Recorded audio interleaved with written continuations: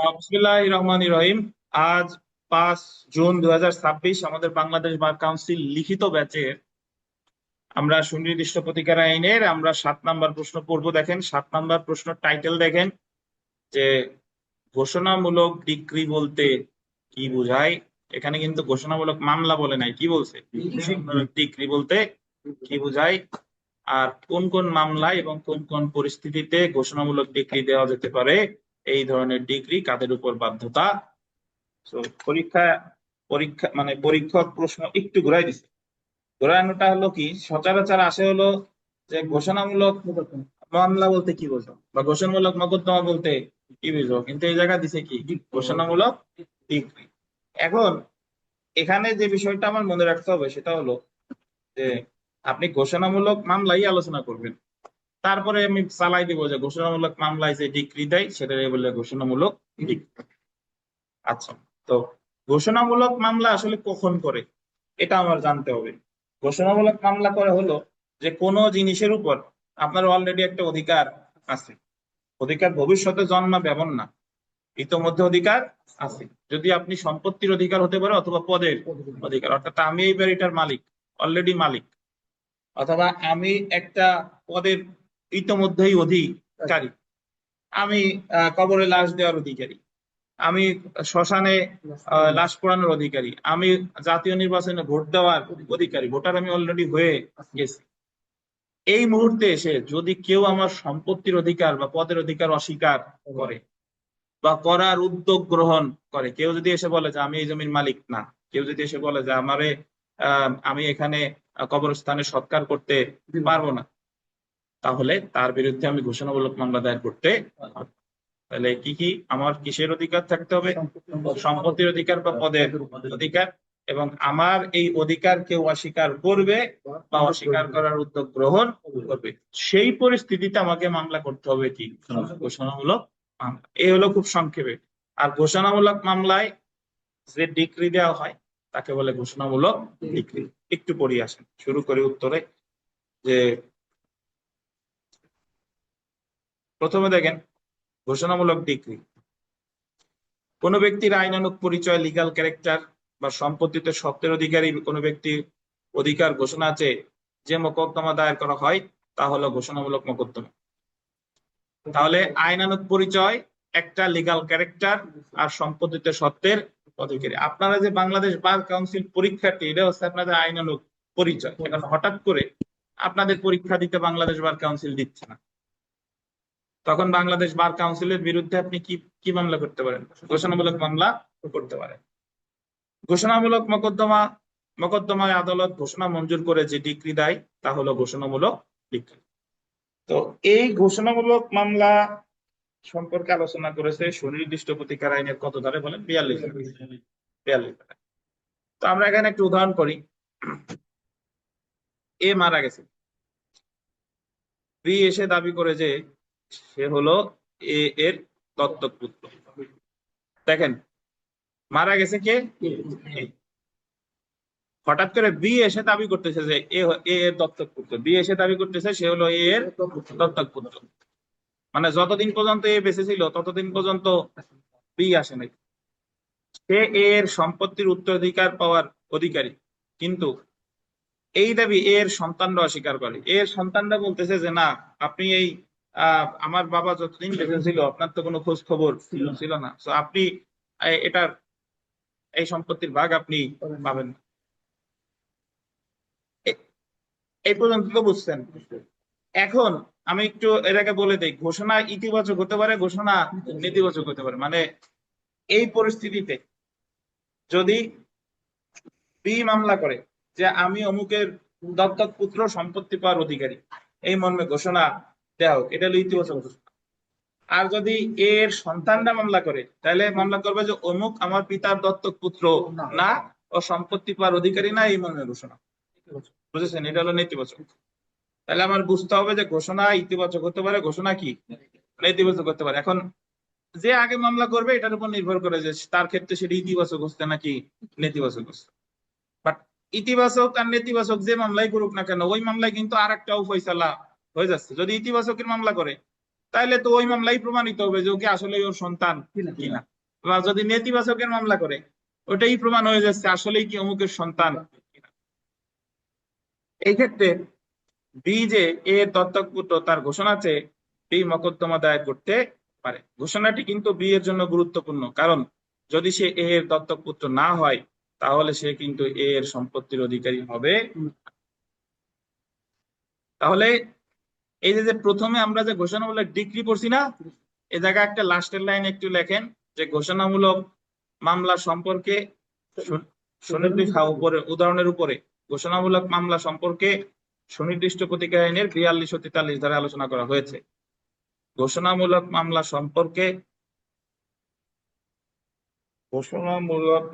সম্পর্কে সুনির্দিষ্ট প্রতিকার আইনের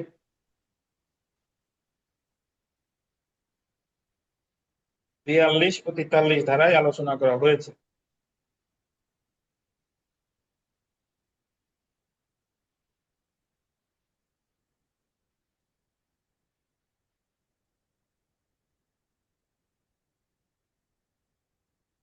ঘোষণামূলক মামলা সম্পর্কে সুনির্দিষ্ট প্রতিকার আইনের কত কত ধারায়? 42 ও 43 ধারায় আলোচনা করা হয়েছে। তাহলে ঘোষণা ইতিবাচক হতে পারে, ঘোষণা কি নেতিবাচক হতে পারে। এখন আমরা একটু দেখি যে যে বিষয়ে ঘোষণামূলক মোকদ্দমা দায়ের করা যায়। আপনারা যখন এইভাবে লিখবেন, এই টাইটেল একজন লিখছে আমি সাউন্ড পাই না, আপনারা যারা আছেন আপনারা সাউন্ড পাচ্ছেন না? হ্যালো, হ্যাঁ স্যার, পাইতেছি স্যার। পাচ্ছেন? জি। তো যে বিষয়ে ঘোষণামূলক মোকদ্দমা দায়ের করা যায়, আপনাদের আমি একটু দেখাই, আপনারা করেন কি এক একজন। এই যে আমরা ঘোষণামূলক মামলা প্রথমে লিখছি, লেখা এটার ইংরেজিতে বলে ক্লোন, বাংলায় আমরা বিসর্গ বলি। ক্লোন দিয়ে আন্ডারলাইন করছি না ভাই? ক্লোন দিয়ে আন্ডারলাইন করছি মানে কি, এই প্যারার এটা হচ্ছে শুরু, আন্ডারলাইন করলে এটা দেখতে ভালো দেখা যাচ্ছে, বোঝা যাচ্ছে। তারপরে ঘোষণামূলক ডিক্রি যখন শেষ, উদাহরণ লিখছি, উদাহরণ আর ওই প্যারার লাস্টের লাইন কি একসাথে? একটু ফাঁকা আছে না? ফাঁকা থাকা মানে কি, মানে ওইটুক থেকে উদাহরণটা কি যাচ্ছে, বোঝা যাচ্ছে। আচ্ছা, তারপরে আবার যে বিষয়ে ঘোষণামূলক মোকদ্দমা দায়ের করা যায়, উদাহরণ থেকে এটা আবার একটি কই আলাদা, এবং এটা একটা আন্ডারলাইন করতেছে। এখন আপনারা যদি বলেন স্যার আমি কোনো ফাঁকা দেব না, আমি পুরো গায়ের সাথে মিশিয়ে মিশিয়ে লিখবো, আপনার কোনো সমস্যা? কোনো সমস্যা নাই। হ্যাঁ, কিন্তু এগুলা হচ্ছে আপনার খাতা শিষ্টাচার, ভালো দেখা যায়, বুঝতে পারছেন? তাহলে আপনারা অনেকে এই যে খাতা দেখার সময় দেখি যে একটার সাথে আর একটা একেবারে, যে আমরা যে বাংলাদেশের জনগণের মতো কোনো ফাঁকা জায়গা নাই, সব জায়গা ঘর। তো এরকম করা যাবে না, তাহলে দেখতে ভালো দেখা যাবে আর কি।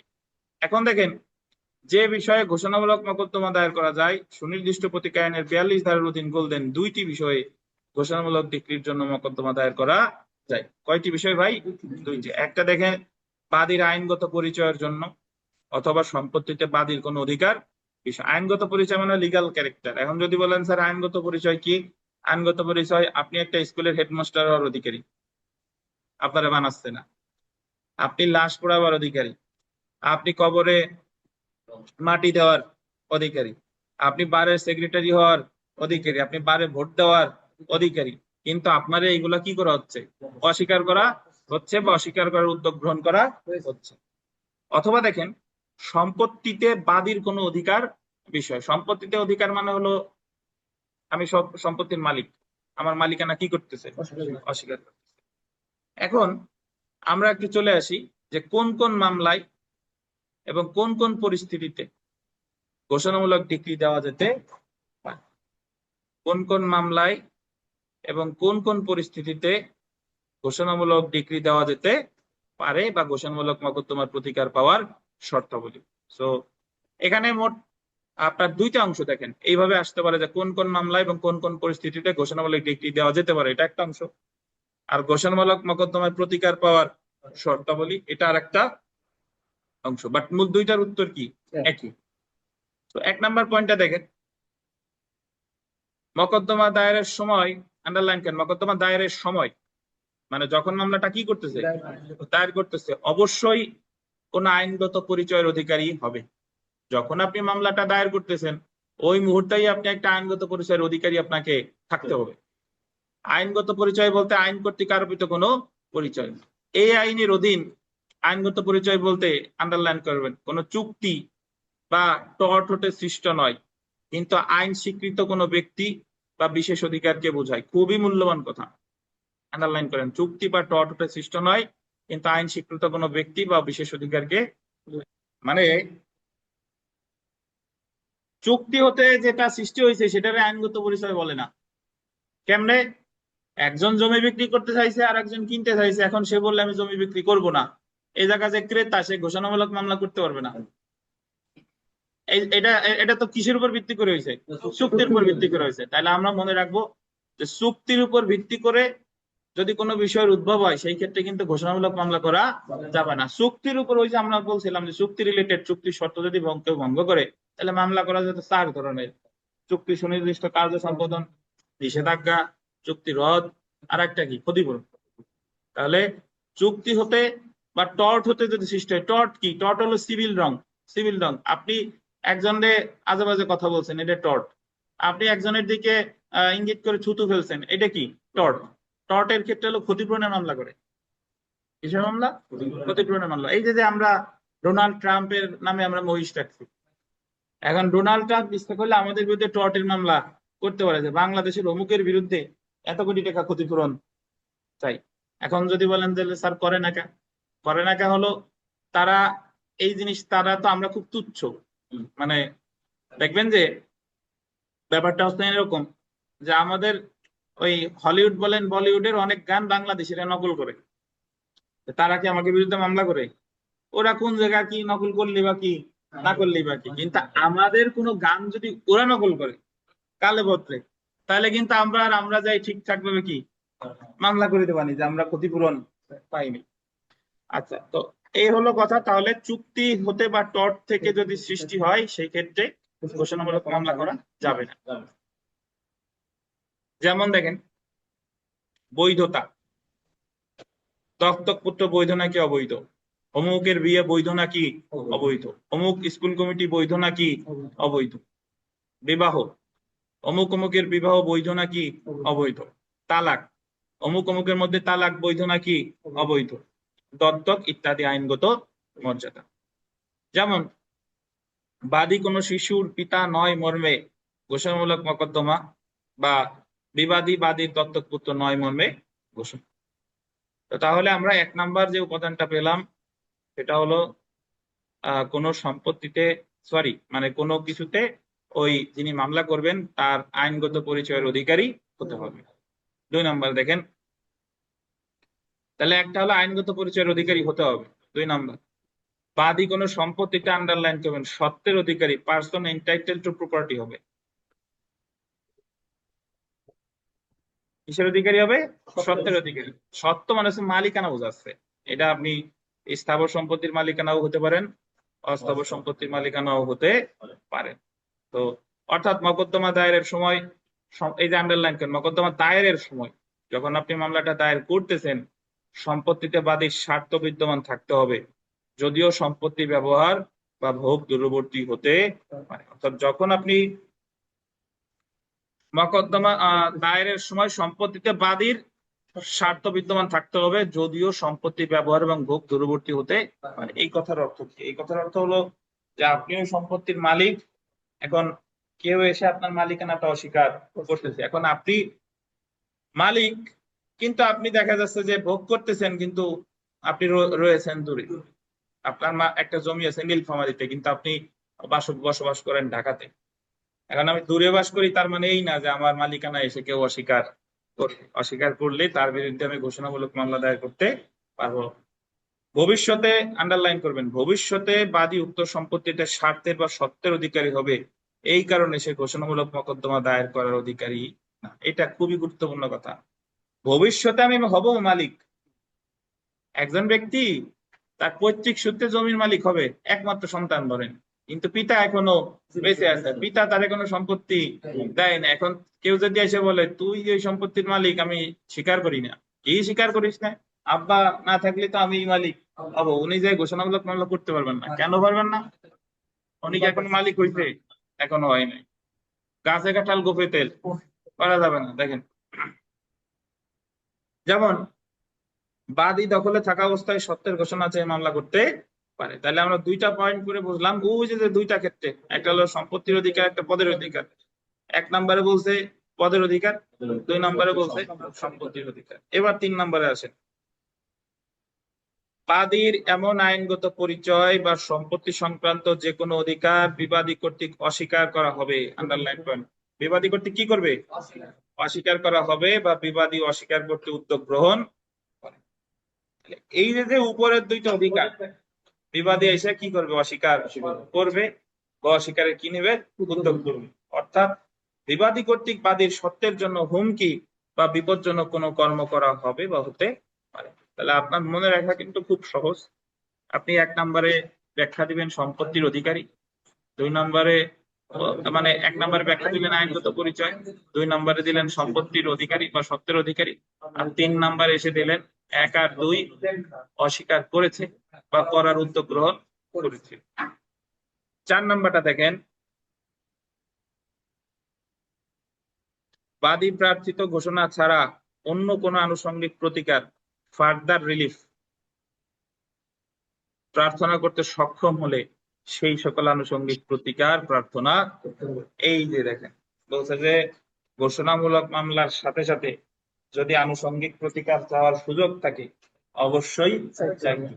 আপনারা ওই যে একটু আগে বললেন না যে স্যার ওইটা কেন ঘোষণা, ওইটা কেন মূল প্রতিকার, এটা কেন আনুষঙ্গিক হবে, এই কথা বলছেন না? তাহলে এখানে ঘোষণার সাথে সাথে যদি আমার আনুষঙ্গিক প্রতিকার চাওয়ার সুযোগ থাকে অবশ্যই চাইতে হবে। একটু নিচে গিয়ে জানবো, এই যে দেখেন, যদি সে আনুষঙ্গিক প্রতিকার প্রার্থনা না করে তাহলে আদালত ঘোষণামূলক ডিক্রি দিতে অস্বীকার করবে। তো আপনি আনুষঙ্গিক মানে যে তারে ছোট করে দেখবেন বিষয়টা তা না। ঘোষণাও চাইছেন, আনুষঙ্গিক চান নাই, আপনার কোনো ঘোষণা দিবে না। যেরকম আপনি দখলে নাই, আবার সত্য চাইছেন, শুধু 42-এ মামলা করছেন কিন্তু দখল চান নাই, আপনার জীবনও 42-এ কোনো প্রতিকার দিবে না। আপনি একটা জাল দলিল অবৈধ ঘোষণার জন্য 42-এর মামলা করছেন, বাতিল চান নাই, জীবনেও আপনার ঘোষণা দিবে না। কারণ উনি ঘোষণা যদি দেয় এই কপি তো জীবনেও রেজিস্ট্রি অফিসে যাবে না। তো এই জায়গায় আমার 42-এর সাথে সাথে চাইতে হবে কত? 39।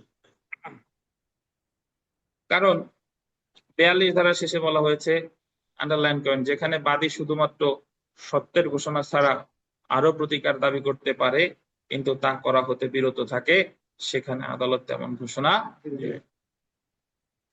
তাহলে এক নম্বরে আমরা পড়লাম পদের অধিকার থাকতে হবে, দুই নম্বরে পড়লাম সম্পত্তির অধিকার থাকতে হবে, তিন নম্বরে আমরা পড়লাম এগুলাকে অস্বীকার করবে, আর চার নম্বরে পড়লাম যে ঘোষণা ছাড়া যদি আরো প্রতিকার চাওয়ার সুযোগ থাকে অবশ্যই চাইতে হবে, যদি না চাই ঘোষণা দিবে দিবে না। দেখেন,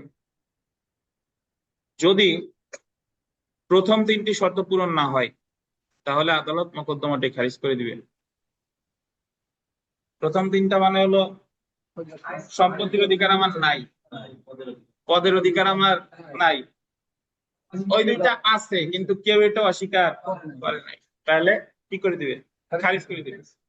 যদি প্রথম তিনটি শর্ত পূরণ হয় কিন্তু চতুর্থ শর্তটি পূরণ হয়নি, মানে আনুষঙ্গিক প্রতিকার চাওয়ার সুযোগ ছিল কিন্তু চাইনি, অর্থাৎ প্রয়োজনীয় আনুষঙ্গিক প্রতিকার প্রার্থনা করা হয়নি, সেই ক্ষেত্রে আদালত ঘোষণাটি মঞ্জুর করবে না। তাহলে প্রথম তিনটা পূরণ না হলে খারিজ, আর চতুর্থটা পূরণ না হলে সাথে সাথে খারিজ করতেছে না। ঘোষণামূলক ডিগ্রি বাদীর কোনো নতুন অধিকার সৃষ্টি করে না, বরং বাদীর বিদ্যমান অধিকারকে কি করে?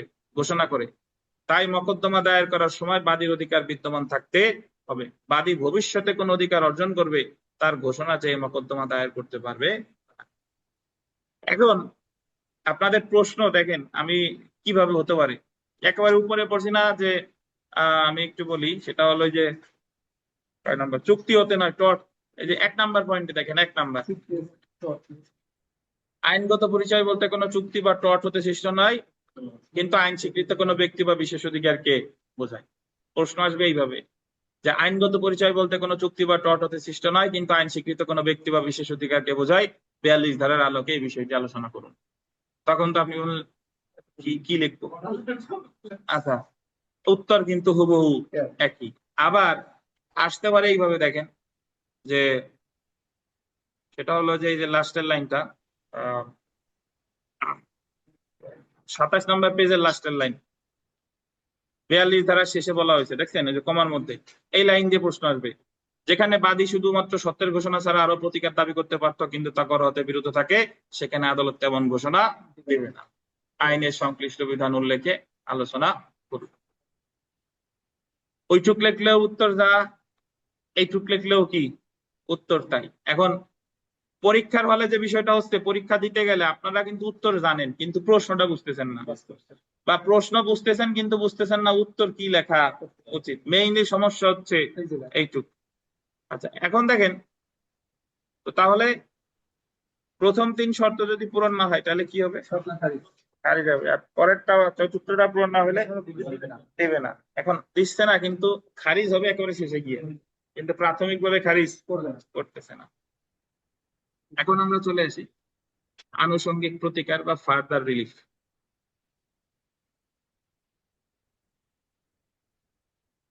ঘোষণামূলক মোকদ্দমার সাথে বাদী যেসব প্রতিকার প্রার্থনা করতে পারে সেসব প্রতিকারকে আনুষঙ্গিক প্রতিকার বা ফার্দার রিলিফ বলে। সুনির্দিষ্ট প্রতিকার আইনের 42 ধারায় বলা হয়েছে, যেখানে বাদী শুধুমাত্র, আন্ডারলাইন করবেন, সত্যের ঘোষণা ছাড়াও প্রতিকার দাবি করতে পারতো, সত্যের ঘোষণা ছাড়াও কি প্রতিকার দাবি করতে পারতো কিন্তু তা করা হতে বিরত থাকে, সেখানে আদালত তেমন কোনো ঘোষণা দিবে না। এই ক্ষেত্রে আদালত মোকদ্দমাটি খারিজ করবে না কিন্তু দাবিকৃত ঘোষণাও মঞ্জুর করবে না। যেখানে বাদী শুধুমাত্র সত্যের ঘোষণা ছাড়া আরো প্রতিকার দাবি করতে পারত, সেখানে আনুষঙ্গিক প্রতিকার প্রার্থনা করা বাদীর জন্য বললেন বাধ্যতামূলক। আমাদের সেই বাধ্যতামূলক তো আসে নাই। মানুষ কয়দিন ধরে খালি দেখতেছে ওয়াইফের ছবি স্টোরিতে দিচ্ছে, সেই লোক কো আরিফ শাহ। দেখেন, প্রার্থনা করা বাদীর জন্য বাধ্যতামূলক, মানে ঘোষণার সাথে যদি আপনার প্রতিকার চাওয়ার সুযোগ থাকে অবশ্যই কি চাইতে হবে। যদি না, মানে এটা অবশ্যই চাইতেই হবে, না চাইলে আপনারে কোনো ঘোষণা দেবেন। অর্থাৎ এই ক্ষেত্রে আনুষঙ্গিক প্রতিকার প্রার্থনা না করলে আদালত কোনোভাবে এই ঘোষণা মঞ্জুর করবে।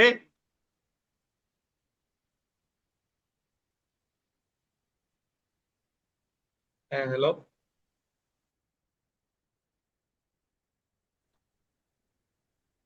যেখানে ছিলাম উদাহরণে চলে আসি। উদাহরণ, যদি বাদী সম্পত্তির দখলে না থাকে এবং বাদী যদি আনুষঙ্গিক প্রতিকার হিসেবে দখল দাবি না করে, শুধুমাত্র সত্য ঘোষণার মোকদ্দমা দায়ের করে, তাহলে আদালত সত্য ঘোষণা মঞ্জুর করবে। আপনি দখলে নাই, এখন আপনি উকিল সাহেবের কাছে গেছেন, আপনার টাকা পয়সাও নাই, চেষ্টামি করতেছেন যে আমি কোর্ট ফি দিতে পারবো না, মামলা করছেন, শুধু ঘোষণার মামলা তো লাগে কয় টাকা? 300 টাকা। এখন আদালত বলতেছে যে এই জায়গা আপনার শুধু ঘোষণাই হবে না, এই জায়গা তো আপনি দখলে নাই, তাহলে শুধু ঘোষণা দিলে কেমনে হবে? তাহলে সেই ক্ষেত্রে আমার দখলও চাওয়া উচিত ছিল। অর্থাৎ যে ক্ষেত্রে বিরোধীয় সম্পত্তির, অর্থাৎ যে ক্ষেত্রে বিবাদী বিরোধীয় সম্পত্তির দখলে থাকে এবং বাদী দখলে থাকে না, সেই ক্ষেত্রে সত্য ঘোষণার, ডিক্লারেশন অফ টাইটেল মোকদ্দমায় বাদীকে অবশ্যই দখলের দাবি করতে হবে। যদি তা না করে তাহলে আদালত সত্য ঘোষণা মঞ্জুর করবে। এখন এখানে একটা কথা বুঝেন, আমরা যখন ওই যে 8-9 ধারা পড়ছিলাম, বা এমনি একটু শুনেন, এই এই এই রিলেটেড একটা প্রশ্ন আসতে পারে যে অমুক সাহেব একটা জমির মালিক, এলাকার লোকজন এসে তারে বেদখল করেছে, এখন সে আদালতে গিয়ে 42 ধারা মামলা করছে, কিন্তু তার অ্যাকচুয়ালি 42-এর সাথে সাথে দখলও যাওয়া উচিত ছিল। এই মুহূর্তে তার কি করণীয় আছে আমরা কিন্তু পড়ছি। যখন আমি সত্য ঘোষণার মামলা করছি কিন্তু আনুষঙ্গিক প্রতিকার স্থায়ী নাই, তখন আমার তো ওরকম ঘোষণা দিবে না, বাট এই মুহূর্তে আমার কি প্রতিকার আছে? এই মুহূর্তে আমার প্রথম প্রতিকার, 6 আদেশের 17 বিধি অনুসারে আমি আর্জি সংশোধনের আবেদন করবো যে, অনার আমার ভুল হয়ে গেছে, এখন যদি আপনি আর্জি সংশোধন করে দখল যদি না ঢোকান তাইলে আমি ন্যায় বিচার থেকে কি হবো? বঞ্চিত হবো। আর একটা প্রতিকার আছে, কি বলে?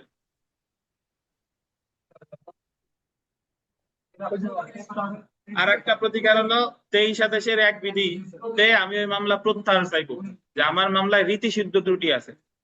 রীতিশুদ্ধ ত্রুটি কারে বলে শুনেন, ভাইবাতে জিজ্ঞেস করে। রীতিশুদ্ধ ত্রুটি হলো এই যে আমি কোন মামলায় মানে আরজি যদি আপনি মামলা করেন তাহলে আরজি খারিজ করবে না, মামলাও খারিজ করবে না, তাৎক্ষণিকভাবে করবে না, কিন্তু ওই মামলায় আপনি আলটিমেটলি কোনো প্রতিকার পাবেন না। এই ত্রুটিটা বলে রীতিশুদ্ধ ত্রুটি। যেরকম আমি সত্য চাইছি কিন্তু দখল চাইনি, এটা হলো কি রীতিশুদ্ধ ত্রুটি, তাহলে ফর্মাল ডিফেক্ট বলে। তাহলে এই ক্ষেত্রে আমি মামলা প্রত্যাহার চাইতে পারি, যে ধরনের আমার মামলায় ত্রুটি আছে, এই মামলা আমি কি চাচ্ছি, প্রত্যাহার চাচ্ছি। তবে কিসের স্বার্থে? পুনরায় দায়েরের শর্তে প্রত্যাহার চাচ্ছি, এবং আদালত যদি অনুমতি দেয় তাহলে আপনি প্রত্যাহার করিয়া পরে আবার ওই দুইটা জিনিস একসাথে যে মামলা করতে। তাহলে মনে রাখবেন, যদি আমার 42 ধারা মামলা করেই ফেলছি কিন্তু আমি প্রতিকার চাইনি, তাহলে আমার ওই মামলার আমার ঠিক করার জন্য দুইটা প্রতিকার আছে। যদি আপনি ওই মামলার মধ্যে চাই তাহলে আরজি সংশোধনের আবেদন করতে পারেন, আমি যদি ওই মামলায় না চাই তাহলে আমাকে মামলা প্রত্যাহারের আবেদন করে আলাদা মামলা করতে হবে। তবে অবশ্যই আদালতের অনুমতি লাগবে, আদালতের অনুমতি না দিলে কিন্তু পরে যদি আবার মামলা করতে যান ওটা রেস জুডিকাটা দ্বারা বাড়িতে। আচ্ছা, শিল্পী মনে হয় বুঝতেছেন না, ঘুম আসছে হালকা নাকি? একটু চাটা খেয়ে নেন, দাঁড়ান আমরা বিরতিতে যাই, তাহলে একবার চা কফি খাইলে আপনাদের ই হবে না। কথা খুব সহজ, মানে আমার 42-এর সাথে যদি অন্য কিছু চার সুযোগ থাকে চাইতে হবে। এখন ভুলে ভুলে আমি শুধু 42 চাই ফেলছি, অন্য কিছু চাই নাই, তাহলে এটা সংশোধনের দুইটা উপায় আছে। আমি আরজি সংশোধন করে করতে পারি, অথবা ওই মামলাটা আমি প্রত্যাহার চাইবো যাতে আমি আর একটা সহ আবার মামলা করতে পারি। এই হলো কথা। দেখেন, যে ক্ষেত্রে আনুষঙ্গিক প্রতিকার দাবি করা উচিত ছিল সেই ক্ষেত্রে আনুষঙ্গিক প্রতিকার দাবি না করলে আদালত কোনো ঘোষণা মঞ্জুর করবে না। তার কারণ হলো, আন্ডারলাইন করেন, মকদ্দমার বহুত্ব নিবারণ করার জন্য। আন্ডারলাইন করেন, মকদ্দমার বহুত্ব নিবারণ মানে বুঝেন? বহুত্ব নিবারণ মানে মানে আপনি এই দুইটা জিনিস তো এক সময় নিষ্পত্তি করা সম্ভব ছিল, কিন্তু আপনি চান নাই, আবার তো আপনার আদালতে আসা লাগবে, এটাই বলে বহুত্ব নিবারণ। যেমন যেখানে আনুষঙ্গিক প্রতিকার হিসেবে দখল দাবি করা উচিত ছিল কিন্তু আপনি দাবি না করে শুধুমাত্র ঘোষণার জন্য মোকদ্দমা দায়ের করেছেন, এই ক্ষেত্রে যদি আদালত আপনার ঘোষণাটি মঞ্জুর করে তাহলে আপনি পুনরায় দখলের জন্য মোকদ্দমা দায়ের করবেন। অথচ দখল এবং ঘোষণা দুইটি বিষয় একই মোকদ্দমায় নিষ্পত্তি করা সম্ভব ছিল।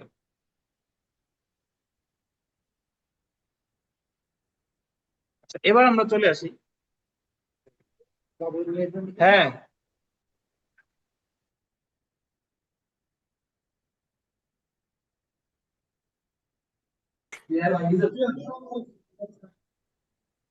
যে ঘোষণামূলক মামলা দায়ের করতে পারে, দেখেন 42 ধারার অধীন ঘোষণামূলক মোকদ্দমা দায়ের করতে পারে যে কোনো ব্যক্তি যে আইনগত পরিচয়ের অধিকারী বা কোনো সম্পত্তিতে সত্ত্বের অধিকারী, মানে ওই যে যার আইনগত পরিচয় আছে বা সত্ত্বের অধিকার আছে তারা, এবং যার এমন পরিচয় বা অধিকার অস্বীকার করা হয়েছে বা করার উদ্যোগ নেওয়া হয়েছে। এখন কোর্ট ফিতে আসেন।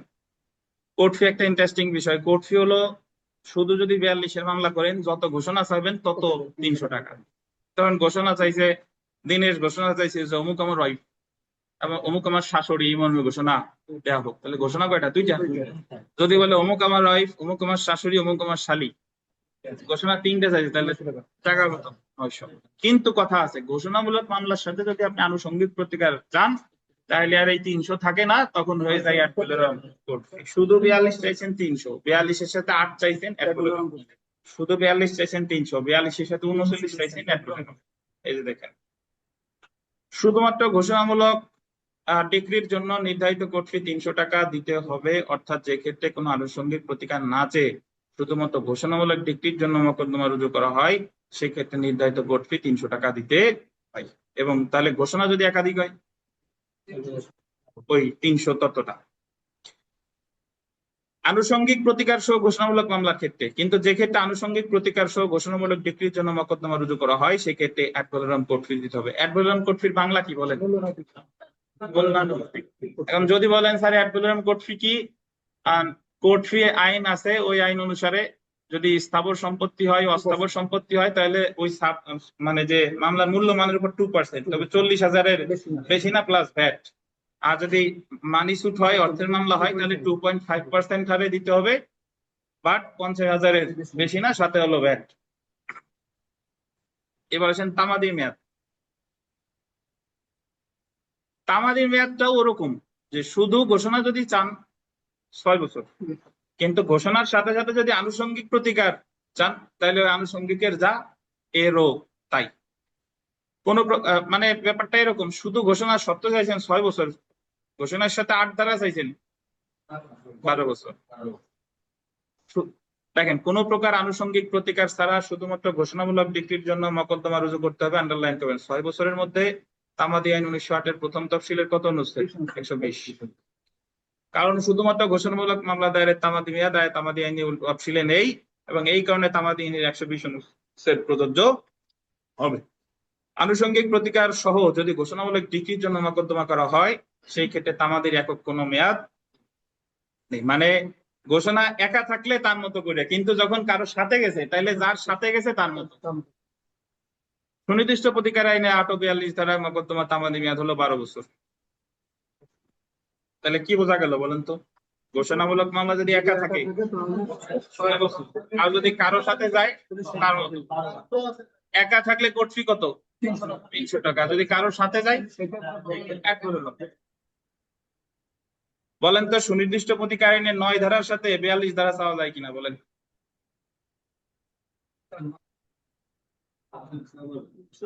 9 ধারার সাথে 42 চাওয়া যাবে? 9 ধারাতে শুধু দখল আর বেদখল, 42 চাইতে হবে কিসের সাথে? 28। আচ্ছা, 42-এ কি, সরি 8 ধারায় কি মালিক কথাটা আছে? পড়েছি যে আমরা 8 ধারায় কি আছে? স্থাবর সম্পত্তিতে দখলের অধিকারী ব্যক্তি। দখলের অধিকারী ব্যক্তি মানে কে? মালিক। কিন্তু জায়গা কিন্তু সরাসরি বলা নাই যে মালিক। আচ্ছা, যে বিষয়টা খুবই গুরুত্বপূর্ণ, সুনির্দিষ্ট প্রতিকারে 43 ধারা, অনেকেই আমরা জানি বা জানি না। দেখেন, 1877 সালে সুনির্দিষ্ট প্রতিকারে 43 ধারা অনুসারে নিম্নলিখিত ব্যক্তিগণের উপর ঘোষণামূলক ডিক্রি বাধ্যকর। একটু শুনেন এই আলোচনা ছাড়া, যেটা হলো যে এই যে মামলা যে রায় দেয়, এই রায় হলো 2 প্রকার। একটা হলো জাজমেন্ট ইন রেম, আর একটা হলো জাজমেন্ট ইন পার্সোনাম। পার্সোনাম শুনেন, শুধুমাত্র মামলার পক্ষগণের উপর যে রায় বাধ্যকর সেটা হলো জাজমেন্ট ইন পার্সোনাম। একটা মামলায় পক্ষ থেকে কে? বাদী আর বিবাদী। যে রায়টা শুধুমাত্র বাদী আর বিবাদীর উপরই বাধ্যকর, এটারে বলে জাজমেন্ট ইন পার্সোনাম। আর যে রায়টা বাদী বিবাদী তো বটেই, সারা পৃথিবীর সকলে মানতে বাধ্য, সকলে যদিও পক্ষ ছিল না, সকলে মানতে বাধ্য, এটার বলে জাজমেন্ট ইন রেম। এখন জাজমেন্ট ইন রেম কি একটু শুনেন, পড়বো পরে। সাক্ষ্য আইনের 41 ধারায় আছে 4টা আদালতের রায় হলো judgment in rem. Probate, will, probate মানে উইল, ম্যাট্রিমোনিয়াল বিবাহ রিলেটেড, তারপর হলো অ্যাডমিরালটি, নৌ এখতিয়ার বা সামুদ্রিক এখতিয়ার, ইনসলভেন্সি, দেউলিয়া। এই 4টা আদালতের রায় হচ্ছে জাজমেন্ট ইন রেম। অর্থাৎ যদি কোনো আদালত ঘোষণা দেয় যে অমুক দেউলিয়া, দীনেশ দেউলিয়া, তাহলে পৃথিবীর সকলে মানতে বাধ্য দীনেশ দেউলিয়া। পারিবারিক আদালত রায় দিচ্ছে অমুক অমুকের মধ্যে বিবাহ বিচ্ছেদ হলো, তাহলে সবাই মানতে বাধ্য, ওদের মধ্যে আর বৈবাহিক সম্পর্ক নাই। বুঝেছেন? আর এই যে ঘোষণামূলক মামলা, ঘোষণামূলক মামলার রায় শুধুমাত্র মামলার পক্ষগণের উপরই বাধ্য করে, এটা হলো জাজমেন্ট ইন পার্সোনাম টাইপের। কেমনে? 43 ধারায় বলছে, একটু পরেই পড়বো, বইয়ের উদাহরণই শুনেন। দীনেশ মামলা করছে যে অমুক আমার স্ত্রী আর অমুক আমার শাশুড়ি, এই মর্মে ঘোষণা দেওয়া হোক। দীনেশ মামলা করছে, ধরেন ক্যাটরিনা কাইফ দীনেশের স্ত্রী আর অমুক হচ্ছে দীনেশের শাশুড়ি, এই মর্মে ঘোষণা দেওয়া হোক। দীনেশ ঘোষণা চাইছে কয়টা? 2টা। কোর্ট ফি কত হবে বলে? আদালত ঘোষণা দিছে যে ক্যাটরিনা কাইফ আসলেই দীনেশের স্ত্রী আর ও হলো শাশুড়ি, মানে এই মামলার ডিক্রি দীনেশ পাইছে। কিছুদিন পরে আইসা ধরেন সালমান খান মামলা করছে ক্যাটরিনার সাথে দাম্পত্য সম্পর্ক পুনরুদ্ধারে। দাম্পত্য সম্পর্ক পুনরুদ্ধারে মামলা করে হলো যে বউ, যে সে আর সংসার করতে চাচ্ছে না, এই মর্মে তার সে যাতে সালমান খানের সাথে সংসার করে। এখন ব্যাপারটা কেমন হলো? আগের মামলায় ঘোষণা দিছে ক্যাটরিনা হলো দীনেশের বউ, দীনেশের ভাগ্য কি দেখছেন? আর এখন সালমান খান এসে মামলা করছে, এখন ক্যাটরিনা কাইফ কি দীনেশের মামলার রায় এই মামলা এসে দেখাইতে পারবে কিনা? আপাত দৃষ্টিতে মনে হইতে পারে যে আগের মামলায় তো স্যার ঘোষণাই দিয়েছে যে অমুক অমুকের স্ত্রী, তাহলে এই জায়গায় এসে ওই মামলার রায় তো এই মামলায় দেখানো যায় না, এই মামলায় দেখালে কাজ হবে না, কারণ ওটা তো ঘোষণামূলক মামলা। ঘোষণামূলক মামলার রায় শুধু পক্ষের উপর বাধ্যকর। ওই মামলায় কি সালমান খান কোনো পক্ষ ছিল? ওই মামলায় পক্ষ ছিল দীনেশ, ক্যাটরিনা কাইফ আর তার মা, শাশুড়ি আর কি এরা। তাহলে ওই মামলার ঘোষণামূলক মামলার ডিক্রি এই মামলায় দেখানো যাবে, কারণ সুনির্দিষ্ট প্রতিকায় আইনের 43 ধারায় বলছে ঘোষণামূলক মামলার ডিক্রি শুধুমাত্র পক্ষগণের উপরে বাধ্যকর, অন্য কোনো ব্যক্তির উপরে নয়। একটু পড়ি দেখেন। যে জানে না, ধরেন আপনার আইন সম্পর্কে জ্ঞান নাই, এরকম যদি কাউরে বলেন, সে বলবে কিন্তু যে আগের মামলায় তো বলেই দিছে, তাইলে এই মামলায় তো ওইটা বলবে, কিন্তু অ্যাকচুয়ালি কিন্তু আইনে এটা আনা যাবে না। এই দেখেন, সুনির্দিষ্ট প্রতিকায় আইনের 42 ধারার অধীনে ঘোষণামূলক মামলার ডিগ্রি মামলার পক্ষগণের উপর বাধ্য কর। পক্ষগণের মাধ্যমে দাবিদার ব্যক্তিগণের উপর কি হবে? বাধ্য করে। উদাহরণ এই যে চলে আসে, দেখেন উদাহরণ যেটা পড়লাম। ক একটি মামলায় তার দাবিকৃত স্ত্রী খ এবং মাতা গ এর বিরুদ্ধে এই মর্মে ঘোষণার প্রার্থনা করে যে খ এর সাথে তার বিবাহ যথাযথভাবে সম্পন্ন হয়েছে। তাহলে এই মামলার বাদী হচ্ছে ক, সে দাবি করছে যে তার স্ত্রী হচ্ছে খ এবং তার মাতা হচ্ছে গ, তার সাথে মানে ক এর সাথে খ এর বিবাহ ঠিকঠাক ভাবে সুসম্পন্ন হয়েছে। এই মর্মে কি চাইছে? ঘোষণা। আদালত প্রার্থিত মতে ঘোষণা প্রদান করে, মানে আদালত আসলে এই ঘোষণা দিছে যে ওই দুজনের মধ্যে বিবাহ ঠিকঠাক ভাবে হয়েছে। খ, খকে তার স্ত্রী দাবি করে দাম্পত্য সম্পর্ক উদ্ধারের জন্য খয়ের বিরুদ্ধে মামলা করে। ওই ওই মামলার পরে ঘ হিসেবে মামলা করছে খয়ের বিরুদ্ধে, যে ও খ হচ্ছে তার স্ত্রী, কিন্তু এক মামলায় কিন্তু ঘোষণা দিয়ে দিছে যে দুইজনের খয়ের সাথে কয়ের বৈধ বিবাহ হয়ে গেছে। পরের মামলায় এসে বলতেছে আবার ঘ তার স্ত্রী, আর একজন এসে দাবি করতেছে। পূর্ববর্তী মামলায় কয়ের অনুকূলে যে ঘোষণামূলক ডিক্রি দেওয়া হয়েছিল সেটা ঘয়ের উপর বাধ্যকর হবে। এখন কেন হবে না? ওই যে ঘোষণামূলক মামলার ডিক্রি শুধুমাত্র পক্ষগণের উপর বাধ্যকর, তৃতীয় ব্যক্তির উপর বাধ্যকর না। তো আগের মামলায় পক্ষ ছিল ক, খ আর গ। গত পক্ষ ছিল না, সব ঘয়ের ক্ষেত্রে আগের মামলার ডিক্রি কিন্তু বাধ্যকর হবে। 43 ধারা নিয়ে কোনো প্রশ্ন থাকলে করতে পারেন। এই হলো 42 আর 43। স্যার হ্যাঁ বলেন। স্যার তোর ঘয়ের প্রতীকের কি হবে স্যার? ঘয়ের প্রতিকার ওই মামলায় যে প্রতিকার দিবে তাই। প্রতিকার কি হবে তা তো বিচারক ভালো জানে, কিন্তু আগের মামলার ডিগ্রি এ জায়গায় এনে দেখাইলে কাজ হবে না। ধরো যদি বলে যে অমুক অমুকের স্ত্রী, তো দিতেই পারে।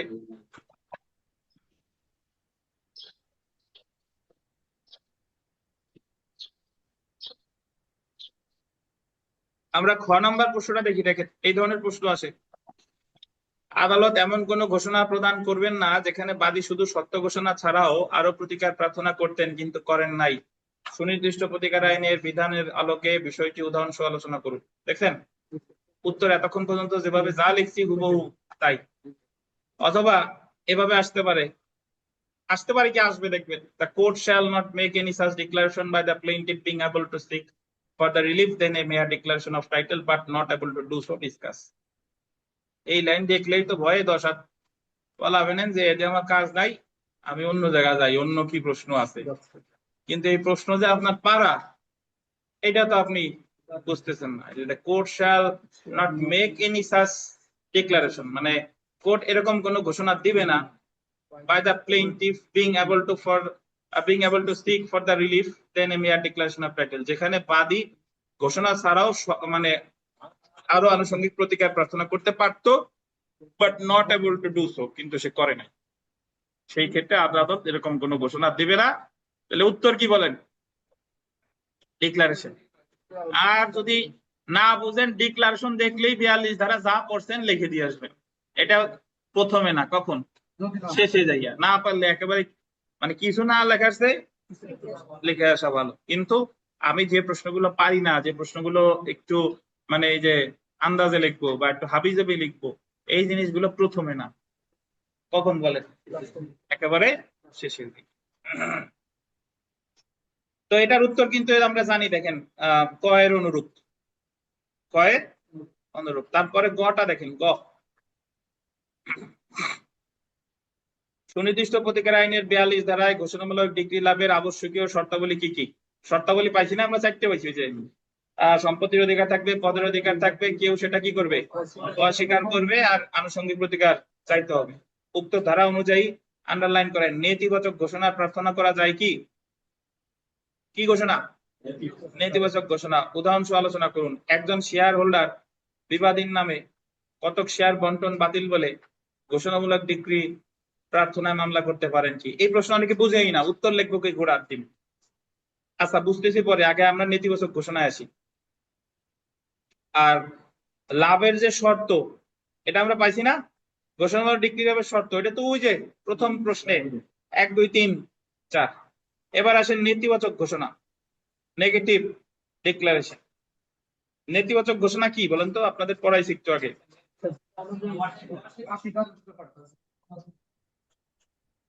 আপনারে আমি খানলো একাডেমির স্টুডেন্ট হিসেবে মানি না, বললাম যে উনি আমার খানলো একাডেমির স্টুডেন্ট না, এই মর্মে ঘোষণা, এটা হলো নেতিবাচক।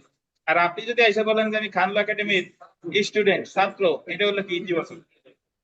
বুঝছেন? এটা নেতিবাচক হইতে পারে, ইতিবাচক হইতে পারে। এখন দেখেন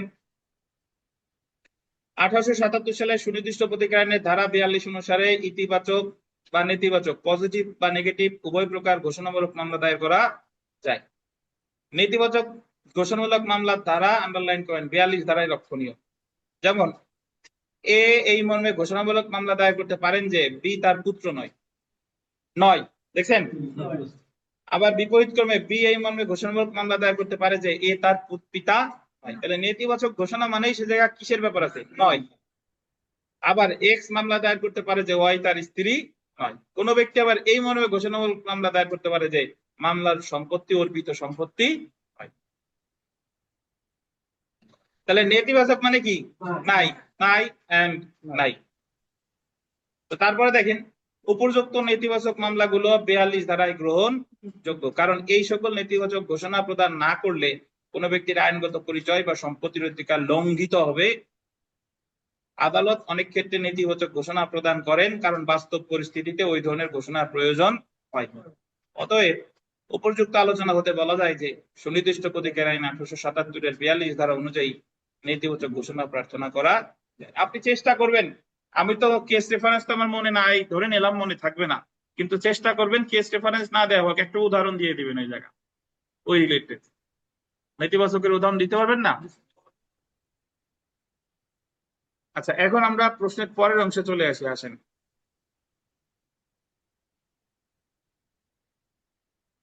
একজন শেয়ার হোল্ডার বিবাদীর নামে কতক শেয়ার বন্টন বাতিল বলে ঘোষণামূলক ডিক্রির মামলা করতে পারেন কিনা? একটু কাহিনী শুনেন, এই লাইনটা আবার পড়েন, নীরবে পড়েন তো।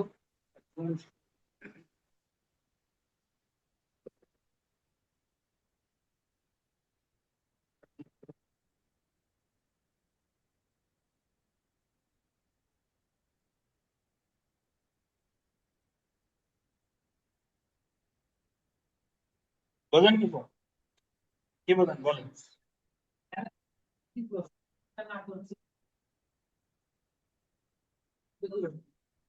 আমার কতগুলো শেয়ার আছে, আমি এই আপনাদের কাছে বিক্রি করছি। এখন করার পরে আমি বলতেছি যে ওদের কাছে যে শেয়ার আমি বিক্রি করছি এটা বাতিল চাই, বাতিল বলে ঘোষণামূলক মামলা করতে পারবো কিনা? যে জায়গায় চুক্তিগত সম্পর্ক আছে সেই জায়গায় ঘোষণামূলক মামলা করা যায় না। আপনি যদি তাদের শেয়ার দিতে নাই চান তাহলে রদের মামলা করতে হবে। কি মামলা? চুক্তি রদ। কিন্তু ঘোষণামূলক মামলা করা, ঘোষণামূলক মামলার যে শর্ত যে আমার একটা সম্পত্তিতে অধিকারী হতে হবে এবং অপরজন সেটা অস্বীকার করবে, এই জায়গা কি, ধরেন আমি শেয়ারের মালিকই ছিলাম কিন্তু তার তো দিয়ে দিছি, সে কি অস্বীকার করতেছে? এই রিলেটেড কোনো ব্যাপার কিন্তু নাই। তো এই জায়গা ঘোষণামূলক মামলা করলে কাজ হবে না। যদি সে তার শেয়ার নাই দিতে চায়, আগ বাড়ায় যদি কিছু লিখতে চান তাহলে অন্য মামলা করতে হবে চুক্তি রিলেটেড। কিন্তু এখানে ওই শেয়ার বন্টন বাতিল মর্মে ঘোষণামূলক মামলা করা যাবে না। দেখেন, একজন শেয়ার হোল্ডার বিবাদীর নামে কতক শেয়ার বন্টন বাতিল বলে ঘোষণামূলক ডিক্রি প্রার্থনার মামলা করতে পারেন না, তাই এই মামলা রক্ষণীয় নয়, কারণ এই ধরনের মামলায় কোনো ব্যক্তির আইনগত বৈশিষ্ট্য অথবা আইনগত অধিকারের সাথে কোনো সম্পর্ক নেই। যদি কোনো ব্যক্তি কোনো শেয়ার হোল্ডারের শেয়ার ধারণের ক্ষমতাকে অস্বীকার করে, তখন উক্ত শেয়ার হোল্ডার তার শেয়ারের অধিকার আছে মর্মে ঘোষণামূলক মামলা দায়ের করতে পারবে, কারণ এতে তার অধিকার ও সত্য জড়িত। কিন্তু শেয়ার হোল্ডারের নামে বণ্টিত শেয়ার বাতিল মর্মে ঘোষণামূলক মামলা করতে পারে। আমরা চলে আসি ঘ নাম্বারে। দেখেন, সুনির্দিষ্ট প্রতিকার আইন 1877-এর 42 ধারায় উল্লিখিত লিগাল ক্যারেক্টার বলতেন। লিগাল ক্যারেক্টার বলতে কি বুঝেন? লিগাল ক্যারেক্টার কিন্তু আমরা অলরেডি জানি, একটা হলো সম্পত্তির অধিকার আর একটা হলো পদের অধিকার। পদের অধিকার যেটা, সেটাই কি লিগাল ক্যারেক্টার। এখন ওই লিগাল ক্যারেক্টারে ফোকাস করে দুই চার কথায় জায়গা লিখতে হবে আর কি।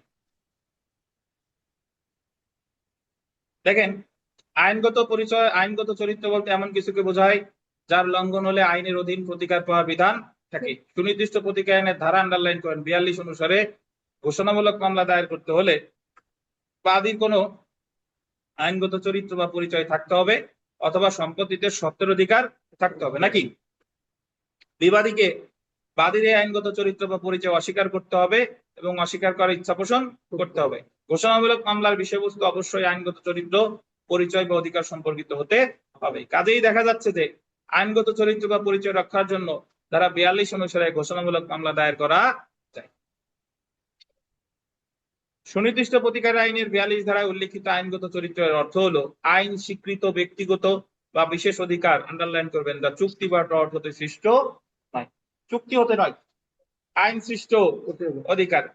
আপনি একজনের পিতা, যদি কেউ পিতা বলে স্বীকার না করে, তাহলে ঘোষণামূলক মামলা, এটা একটা আপনার আইনগত পরিচয়, আপনি ঘোষণামূলক মামলা করতে পারেন। এখন পিতার পুত্র তো চুক্তিগত সম্পর্ক না, এটা তো ন্যাচারালি হয়েছে।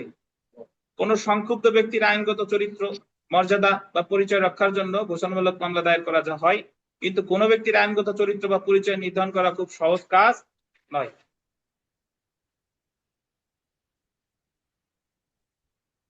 ঘোষণামূলক মামলায় তা নির্ধারিত হতে হবে। অধ্যাপক, আন্ডারলাইন করেন, অধ্যাপক এম এ রকিব বনাম অধ্যাপক জিল্লুর রহমান মামলায়, দুইজনই অধ্যাপক, অধ্যাপক এম এ রকিব বনাম অধ্যাপক জিল্লুর রহমান মামলায় সিদ্ধান্ত হয় যে ধারা 42 অনুসারে কোনো ঘোষণামূলক মামলায় ডিক্রি দেওয়ার আগে আদালতকে অবশ্যই বিবেচনা করতে হবে বাদীর আইনগত চরিত্র, পরিচয় বা অধিকার আছে কিনা এবং মামলা করার আইনগত অধিকার লোকাস স্ট্যান্ডি আছে কিনা। লোকাস স্ট্যান্ডি শব্দটা বলতেন, পাইছেন? লোকাস স্ট্যান্ডি মানে কি জানেন? মামলা করার অধিকার। লোকাস, রাইট টু সু, রাইট টু সু মানে হলো রাইট টু সু, এসইউই, RIGHT রাইট টু সু মানে হলো মামলা করার অধিকার। লোকাস স্ট্যান্ডি আছে কিনা বলেন তো? ফৌজদারি মামলা কে করতে পারে? এই জায়গায় একটা খুন হয়েছে ধরেন, মামলা কে করবে? যে এই জায়গায় নাই সে পারবে? সে যদি জানে, সে যদি জানে ঘোষণার বিষয়বস্তু সম্পর্কে অবগত এরকম যে কোনো ব্যক্তি করতে পারে। হ্যাঁ, কিন্তু কথা আছে, সকল ফৌজদারি মামলা সবাই করতে পারবে না। যদি বলে রাষ্ট্রদ্রোহিতার মামলা কে করবে? সরকার যারে ক্ষমতা দিয়েছে, ফৌজদারি কার্যবিধি 196 ধারা। যদি বলে ব্যভিচারের মামলা, ব্যভিচার হলো স্বামী করবে বা স্ত্রী যার কাছে আছে তারা।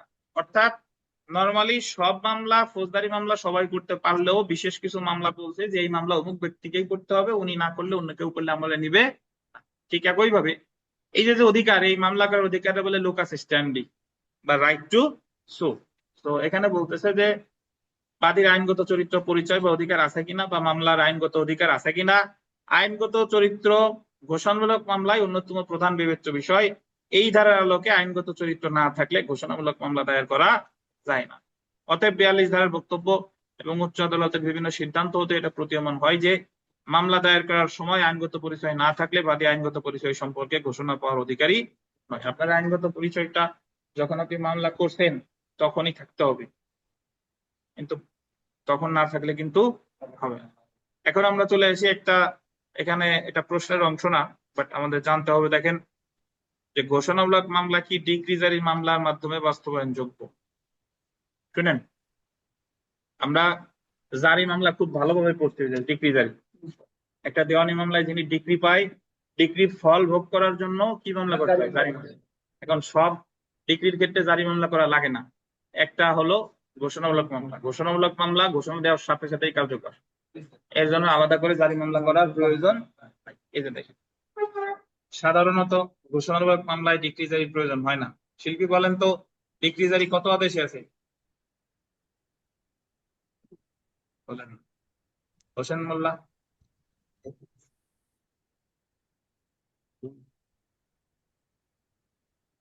ভাষার জন্য প্রাণ দিয়েছিল কোন দিবসে? 52 সাল। কত তারিখ?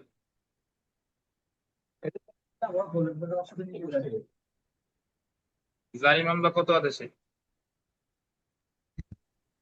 52 আদেশে। গোয়েন না আমার।